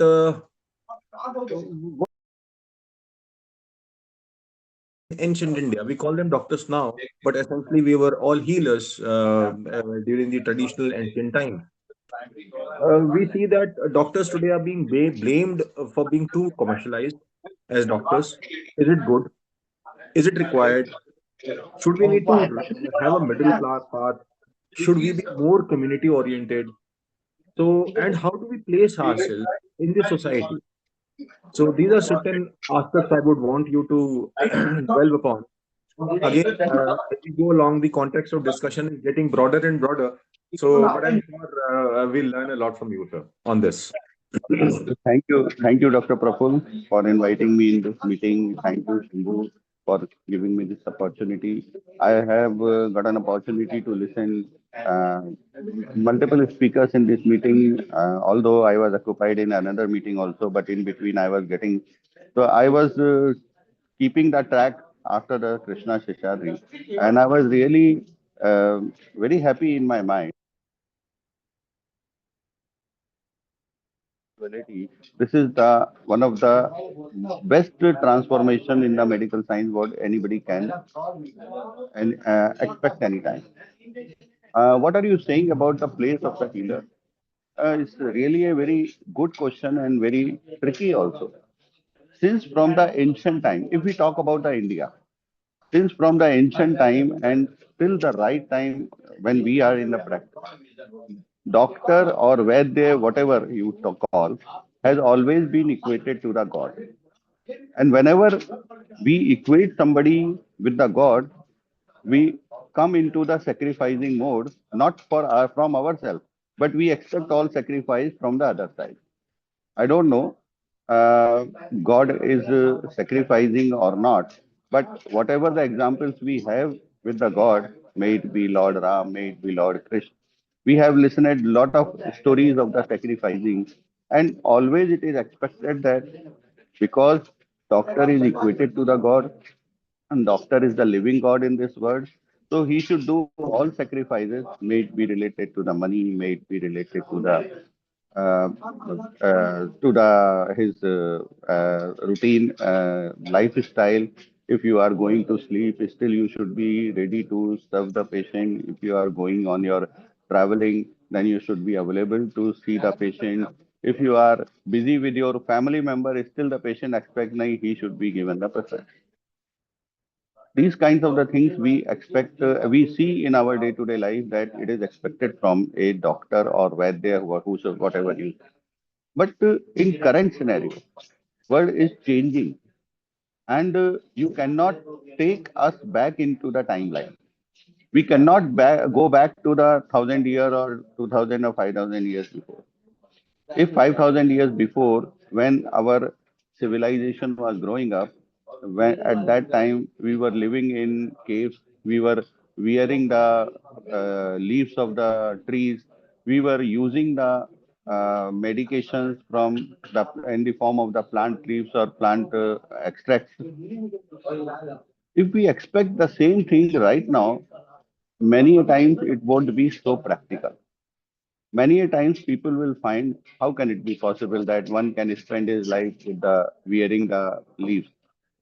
So these are the things which makes a person to think that hope I'm audible. Yes, sir, you are Hello. audible. Yes, Yes, sir, you are. yes, yes, yes. So these things are there, which makes a person always in the trouble, whosoever is working as a clinician or as a healthcare worker or as a doctor. If we really wish that current modern medicine is going to be complicated and complicated, and it needs the best brain should join this medical curriculum. If we really wish that best brain should join the medical science, then we should always make it lucrative like other profession also. Earlier, what was happening? Earlier, uh, a son or daughter of the Vaidya was becoming the Vaidya. Always, it was a family legacy which was being followed by the generation to the generation. So there were some family values, there were some family traditions, there were some traditions of the sacrifices which were being followed by generation to generation to the family. But nowadays, it is being a competitive atmosphere. Anybody can become doctor. Anybody can choose to become the doctor. And doctors are coming from the same society which is working, where we can see that a lot of people are coming in other job profiles, a lot of IAS are coming from the society, a lot of bank persons are coming from the society. So the society, whosoever having whatever the shortcomings or whatever the impurities in the form of the corruption, in the form of the other things, they are not, you cannot find that a doctor who is becoming, suddenly he will become the saint. If he is coming from the same society, he will be having the similar kind of the mindset what the other family members were having. Of course, we many a times we try to change them, we make them, but in our medical curriculum, do we really have enough time to give values to our medical students? Do we have enough time to teach them? We really don't have enough time out of the curriculum, out of the busy curriculum, out of the syllabus what we are teaching to them. So these are the things because of which lot of gaps are coming up between the people's aspiration and expectations and the performance of the medical practitioners in the form of the doctor. So definitely we cannot go back. We have to progress, and we cannot allow only to be this profession go into the people, those who are already practicing medicine. Everybody should be allowed to come in and join this profession. And we should always be ready to provide all kind of the development opportunities or progress opportunities in this medical profession also, as we provide in other profession. Still, the medical profession is bounded by so many limitations and litigations. Many a times we are not supposed to tell that this medication is good, this medication is not good. We are not supposed to tell that whether these guidelines are good or not. But otherwise, those people are not medical sciences. They are taking the name of our organization and our society.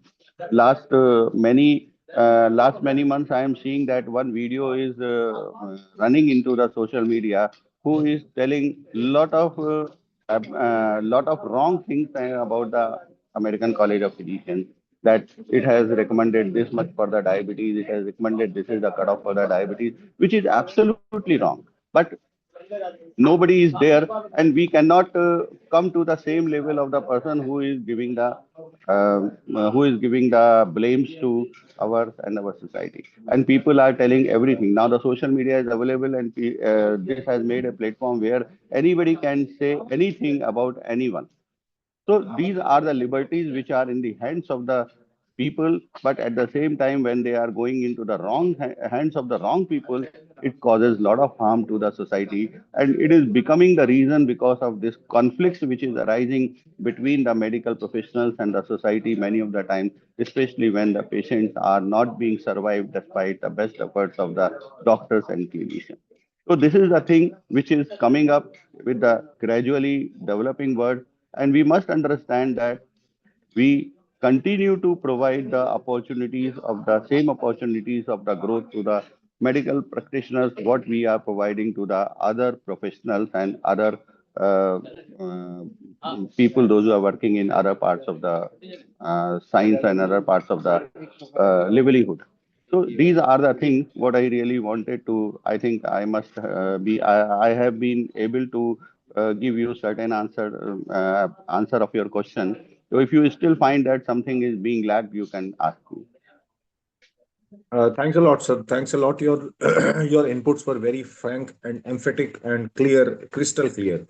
So, what I personally draw from your inputs is that maybe, if not commercialization, then some amount of professionalism is in order. It is in order for the sake of development of our field and for the sake of patients, but probably we need to work on our individual and collective communication. We also need to tell the outside world that if they expect saints and sages as modern doctors, then somewhere down the line they are going to get harmed. So health is a commodity which is the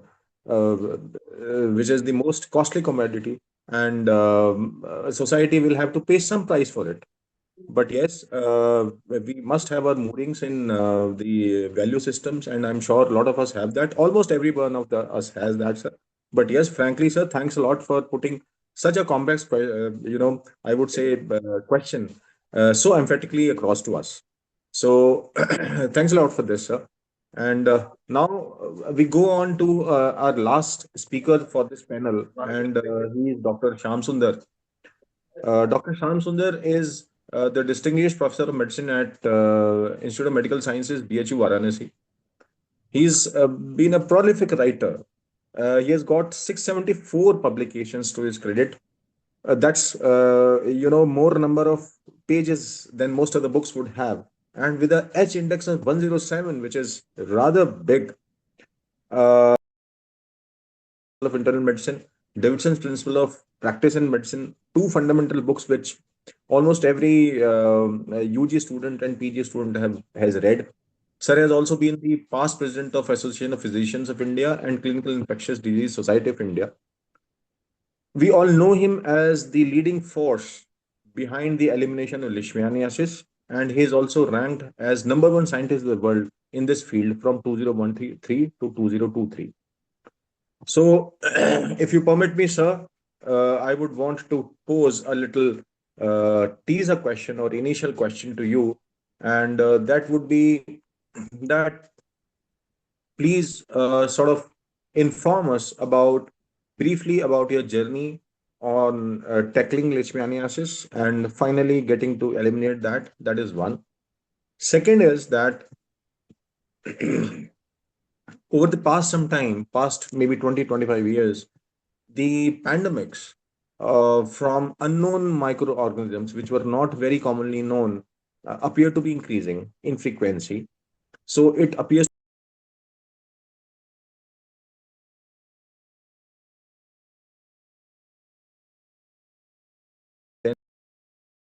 the origins of this new microorganism comes from the animal kingdom. So, besides leishmaniasis and its success story, I would also request you to please tell us how resistance with other life forms, so that this kind of cross uh, infection, if I may use the term, do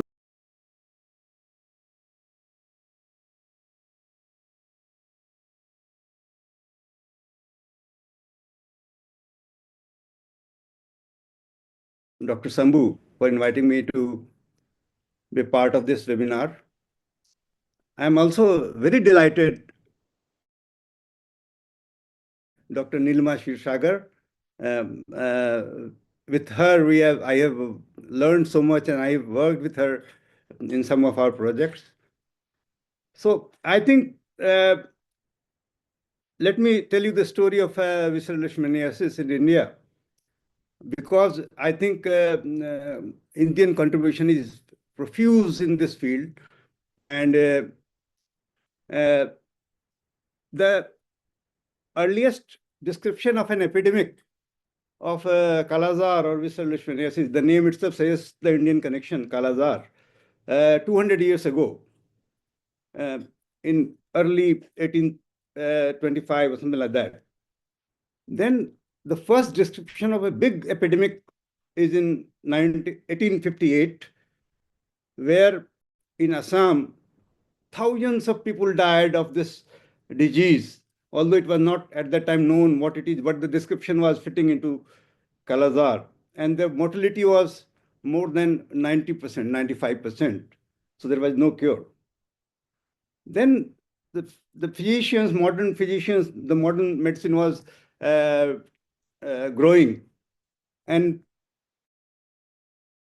people started using tartar-emetic, trivalent antimonial compound. Unfortunately, the side effect was so much that about 50% of the patients who took tartar-emetic died. I must tell you the India connection.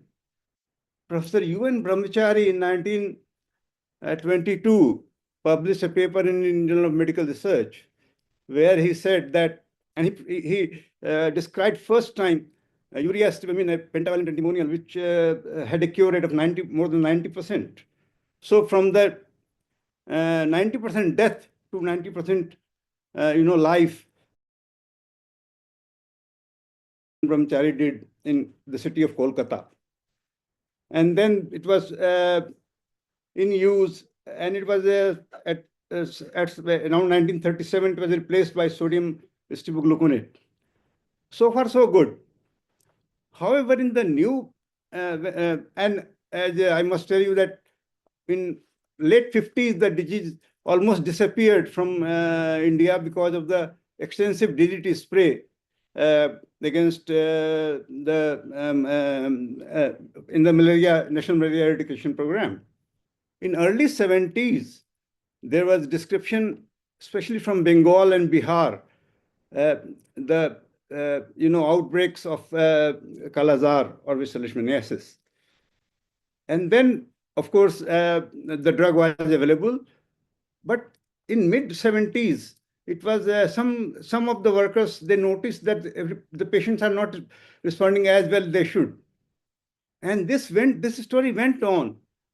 And so much so that in 95 onwards to 2000, many workers, including our work, we that only 35% patients are getting cured by this drug. About 8 to 10% patients are dying because of the cardiotoxicity. Because what happened, that initially the dose was very small in the earlier days. Almost 10 to 12 times more drug was being recommended and was used. And this probably led to severe cardiotoxicity. So in early 90s, we were really helpless. There was no drug. If a patient failed antimonials, sodium stibogluconate or stibonate, these patients, very few of them would get a drug which is called as pentamidine, which was imported from Europe, and the death rate was very high. Fortunately, a very renowned physician from North Bihar, Professor Mishra, he described amphotericin B deoxycholate he published first paper in 1991 and then published 3 papers. He described this drug, amphotericin B deoxycholate, initially when it was sold as fungizone. And fortunately, this drug required 1 month hospitalization. You have to give 15 infusions every alternate day. So I was, I had become very interested. I was born in Muzaffarpur. So what we established a non-governmental organization, totally free treatment to patients with Kalazar, including food and etc. But what happened that initially we had 10 beds, then 20 beds. So you can imagine, we could treat only 10 patients in 1 month, 10 patients only with amphotericin B deoxycholate. And that was very frustrating. In every OPD, every weekend I used to go to Muzaffarpur. In one day, in one Sunday, I will see 40 to 60 Kalazar patients who required amphotericin B, and our capacity was only 10. We Fortunately, over the years, we tried to increase the capacity, and today we have 80 beds. But drug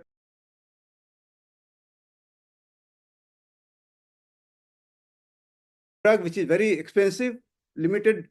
These patients are so poor, they cannot buy the drug from the market, or they cannot have, have a treatment in a private setup, private hospital. Anyway, so this was quite frustrating. And, as a physician who is interested in this disease, and we had already found out, we made a breakthrough. Then when we got the diagnostic set right, so we could have a diagnosis of a Kala-Azar in 10 minutes by a very cheap rapid diagnostic test using RK39 antigen. So I actually initially used ketoconazole, which was claimed by some of the eminent workers in India that it works against Kala-Azar. Unfortunately, in our hand, it did not. Fluconazole, another triazole. Then we combined etovaquone with fluconazole. These are all oral drugs. We wanted, there was no clue for a injectable drugs. So far, everything has been injectable in leishmaniasis, whether it is antimony, pentamidine, or amphotericin B deoxycholate. Then sitamakvin came. It was again an oral drug, but again it failed because it was toxic. So in 1996, we came across a drug which is known as miltefosine. It is an oral drug, first oral drug against leishmania. It was initially developed as an anti-cancer drug in Germany. But it had in vitro and in vivo, evidences of very effective anti-leishman drug. We started with a small, dose escalation trial, and in 1998 we published first paper in the Lancet of its efficacy, and in 2002 we published a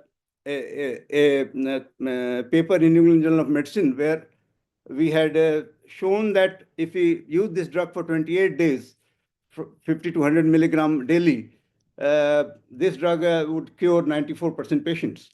And this was actually preceded by another paper in New England Journal of Medicine in 1999 we published.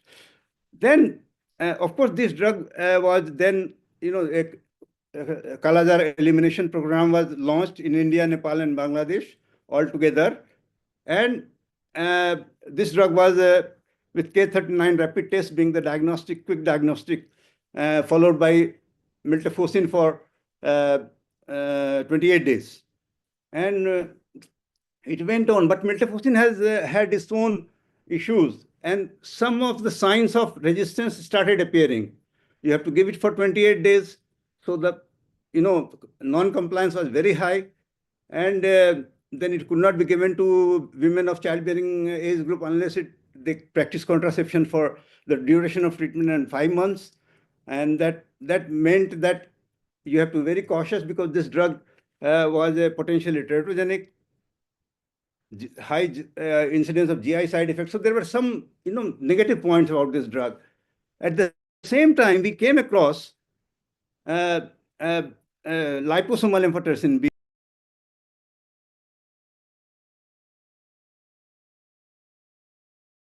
Amphotericin B lipid complex, amphotericin B colloidal dispersion. But I think liposomal amphotericin B, and the first description came from, the clinical description came from a drug named as Ambisome, which was produced in USA, in California. And this drug had a very high safety profile, very good safety profile. And this was actually initially developed, these liposomal drugs initially were developed for the treatment of fungal infections in HIV infection, severe HIV infections, where fungal infections were very common. So we started working on this. We initially worked on amphotericin B lipid complex, and then colloidal dispersion also, and Ambisome. And this Ambisome had an excellent safety profile. We started and we saw that a 3.75 milligram of total dose of the drug given over 5 days would cure 89% of the patients. This was followed by, my desire was to develop a single dose treatment of visceral leishmaniasis or Kala-Azar. So we used 5 milligram single dose ambisome, and this paper was published in 2002 in British Medical Journal. But see, looking at the cost of this, we are really disheartened that, but because the cure rate was only 91%, and it was not, not acceptable at that time, looking at a target product profile of 95% or more. Then we went on and we increased the dose to 7.5 milligram, no effect, again 90% cure rate.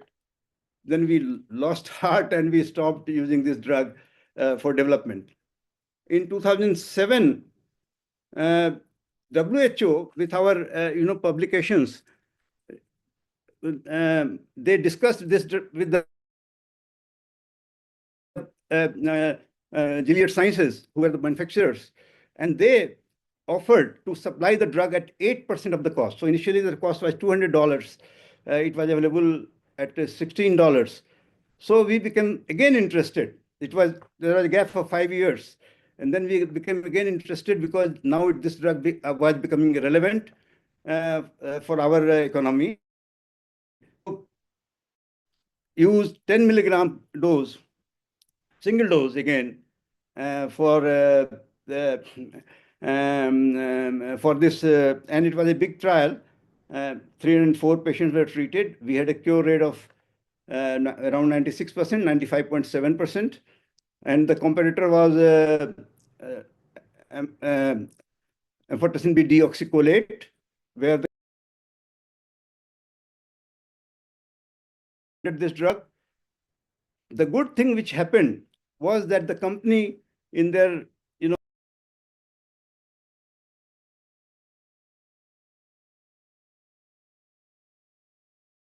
disappointed, and that was, I think, one of the greatest move. This paper became a game changer. Then in the elimination program where miltefosine was there, it was replaced by single dose.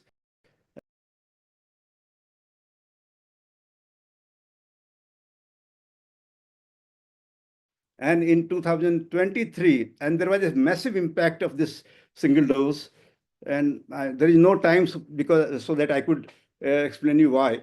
And then in 2023, Bangladesh became the first country in the world to announce, to be certified as have eliminated the visceral leishmaniasis in Bangladesh in 2023. In the same year, they were using all our instruments, diagnostic and treatment.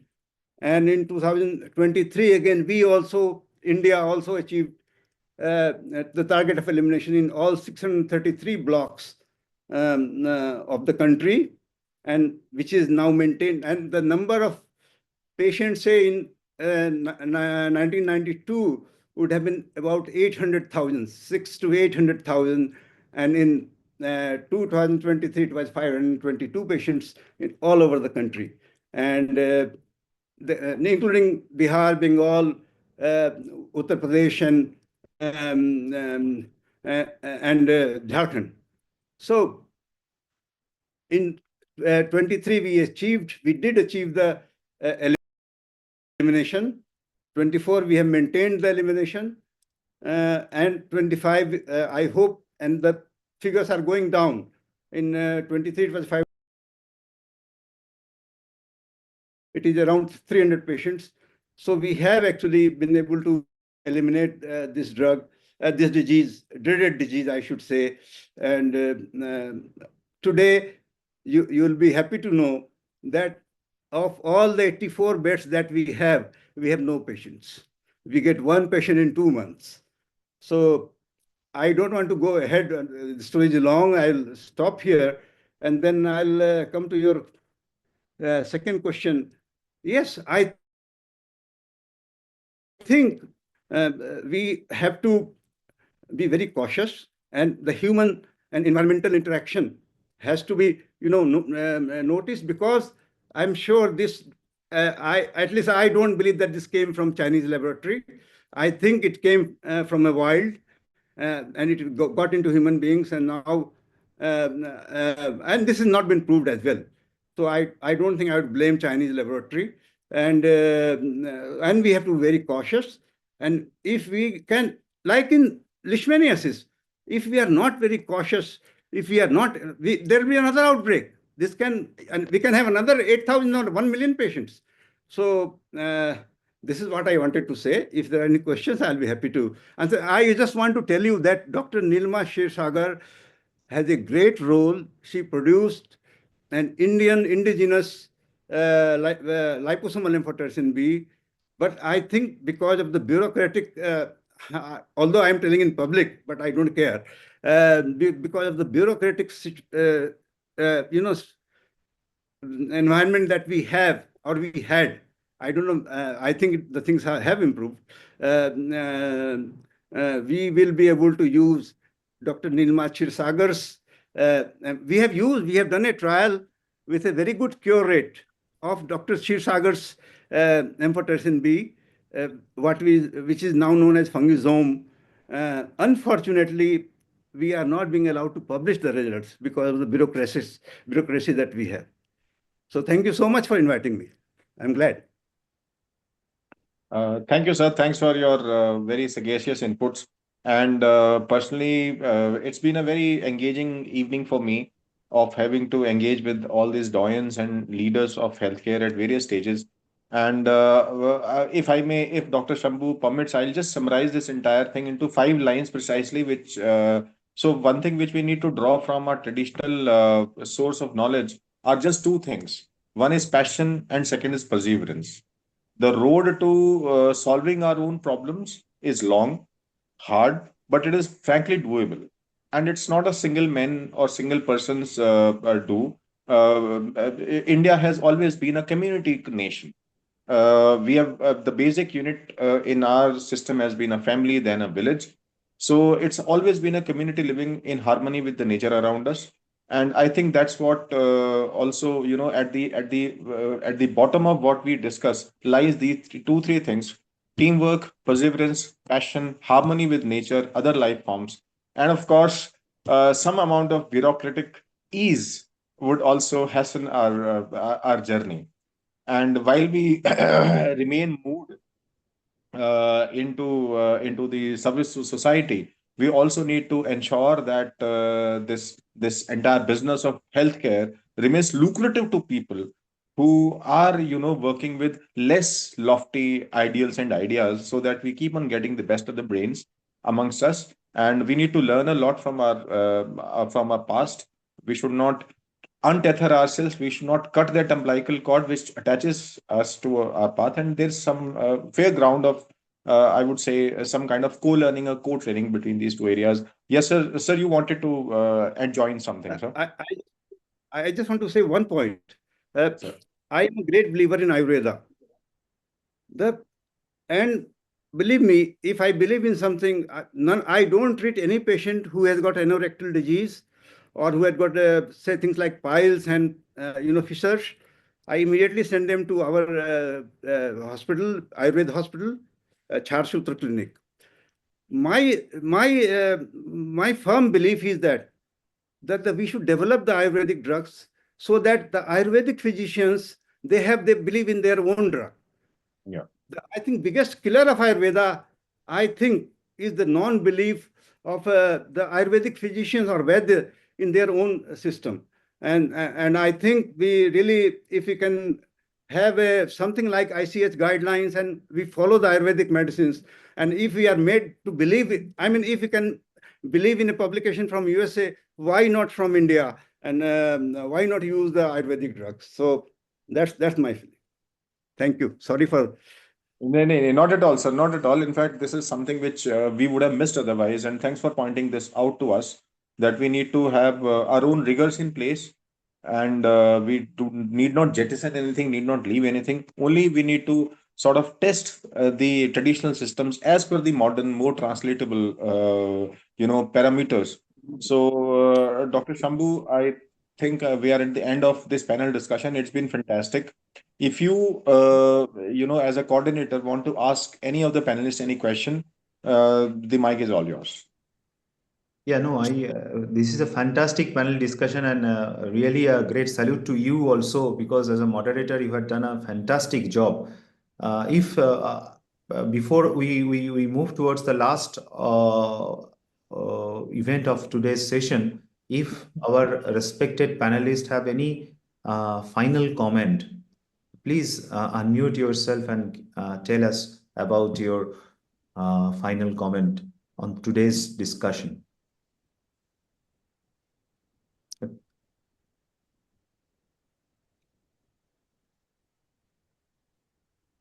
I think this is Professor Sham Sundar said rightly. You need to make a Ayurvedic way of diagnosis, number one, standardize the drug, number two, but for the research purpose, you need to translate this into the terms of modern medicine, the basic sciences. And if you do so, then you can reach up to the expectation. Because I wrote a review on Sencona, this what dalchini, what we call dalchini. This is one of the like we use on our food preparation, and I got a paper to review it. And there was almost more than 300 papers from US and neighboring countries. So the amount of work which is being done on this particular plant, which is available whole of the world, like Apple. Apple has, we now today understand SGLT2 inhibitors come from the apple bark. It has the drug has a role, its presence into the apple bark, into the sheath, into the pulp, into the seed, as well as into the peel of it. So many action have been published, but we really do not standardize them scientifically. We need seriously to look at and develop a discipline where all these drugs would be tested on modern parameters. Then it can be translated into modern therapeutics. Thank you. Absolutely, Dr. Saab. You have just echoed my views. Thank you so much, sir. Thank you. Any comment from Reggae, madam? What I feel is, can you hear me? What I feel is that Ayurveda is our science, and if we have to bring these drugs on the global platform, with as Sir rightly said, generating evidence using appropriate research methodology. I will not say modern or ancient. It has to be appropriate for that and acceptable by those our peers, scientific peers. uh, we are the one who have to do it. We can't rely on the other countries that they will bring it and then we will use it. We have to take up as a mission, and we have to, as we are doing so much of research on other drugs, our modern drugs, we should also start doing research on our own drugs and at least see to it whatever is mentioned in Ayurveda, whether it uh, stands the test of time today, or there are some changes are required because lot many things have changed. Our technology has changed. The plants are different. We have changed. There is an evolution. The dose may not be the same. So there is so much to do for these things, but it is we Indian scientists should do it. Absolutely. Thank you, madam. And now may I ask Professor Nilima Kishsagar, madam? Madam told about Professor R.N. Chopra as we know that father of pharmacology, father of clinical pharmacology in India. I think many of us, your student, we can say, we see you as a mother of clinical pharmacology. I think it is a real pleasure to have you with us today, madam. So your final take on this important topic, madam. Thank you so much. And I'm absolutely embarrassed and with all humility, I must say that I've learned such a lot in today's seminar. I should really congratulate you for organizing this. I was also a bit skeptical as to how we will take this entire webinar, but thanks to you for organizing it so well, and also to Praful for doing a great job of putting the questions to all the panelists. I would say, as has been mentioned by everybody, that to be able to, there is a wealth of knowledge, and our country has so much of biodiversity. And what we have in Ayurveda, that's, we have, as you said famously, that you have to do one experiment to convince yourself, but you have to do 100 experiments to convince the others. So that is, if we have to convince the non-believers, as one may say, we need to really make sure that we put the rigors of modern science. But as has been said by others, take the knowledge from Ayurveda. Well, I think that is something, and I find that the great role of the clinicians who are here, who have so much of great experience, and along with them, with the pharmacology and clinical pharmacology, combining the traditional knowledge, is, I think, the way forward. And as Dr. Shamsundar mentioned, we hope that the bureaucracy in full-fledged support this all and provide us the funding for it, which is where sometimes we, I think, lack giving the insight. So, but thank you so much for this. Shumit. Thank you, madam. Thank you. So we have also with us Padma Shri Professor Shashank Joshi, sir. Sir, your insights on today's I topic. think overall, even the panelists gave some very good insights, some original research from Professor Rege, Professor Shamsundar. Madam Nilima has been a teacher of teachers. Praful did a great job, Professor Kamlakar Tripathi Anuj, and very, very ably supported by Jyotirmay Paul and Nandini. Shambho, congratulations, keep it up, and let's do some more science and evidence, which can make some of these things which we discussed today as a level A evidence. So I think we really need to do some good science, and let's hope, as Madam Shirsagar said, that we get little more funding from governmental and non-governmental agencies. But I think we have a will to investigate and do some research questions, and we can move forward on that. So congratulations to you, and I think it is a very good initiative by you, Shambho, and ably supported by Jyotirmay and Nandini and the entire API group. I think you can do a lot in this year. So thank you so much for the opportunity. Thank you. Thank you once again, sir. So now may I request our scientific convener of EPICON 2025, Professor Nandini Chatterjee, madam, to have her concluding remarks.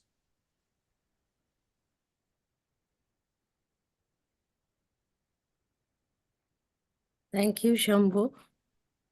And a very good evening to our esteemed speakers, panelists, and participants. We are drawing to a close this enlightening session on spirituality, science, and skill, the triple helix of holistic healing. And we have aptly celebrated the Vivekananda Jayanti, where all our esteemed speakers have merged ancient wisdom with modern medicine and how we can have our paths merged and progress to the future. I take this opportunity to thank all our speakers, Dr. Jyotirmay Pal, Dr. Shashank Joshi, Dr. Krishna Sheshadri, and last but not the least, Dr. Shambhu Shamazdar, for having such an interesting discussion on this profound subject. The panel discussion on bridging ancient wisdom with modern medicine also provoked a lot of thought, and the excellent deliberations by Dr. Nirmala Rege, Dr. Shamsundar, Dr. Kamalakar Tripathi, and Dr. Nilima Shirsagar deserves special pranam and mention. Skill without science risks becoming misguided, and science without spirituality may lose its humanity. Spirituality without skill, again, can lack practical relevance. So all the lessons that we have learned from today's discussions, I hope it will help all our listeners and illuminate their professional journey. I also thank all the participants, the audience, who have joined us for this beautiful program, which has been put together and is the brainchild of our dynamic Shambhu. I thank you all, and good night.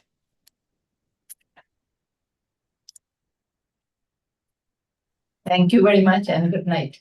Thank you. So thank you all. So we will have one national anthem now, as we are celebrating Swami Vivekananda's birthday. So may I request our technical team to start the national anthem, and I request all the delegates who are attending, please stand up for the national anthem. So technical team, please start the national anthem.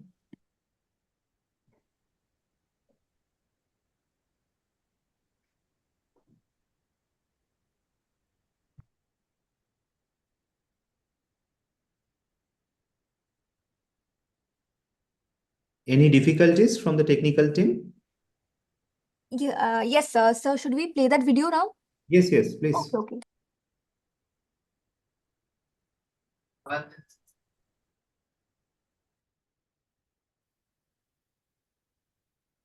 जनगण मन अधिनायक जय हे भारत भाग्य विधाता पंजाब सिंध गुजरात मराठा द्राविड उत्कल बंगा विंध्य हिमाचल यमुना गंगा उच्चल जलधि तरंगा तव शुभ नामे जागे तव शुभ आशीष मांगे गाहे तव जय गाथा जन गण मंगलदायक जय हे भारत भाग्य विधाता जय हे जय हे जय हे जय जय जय जय हे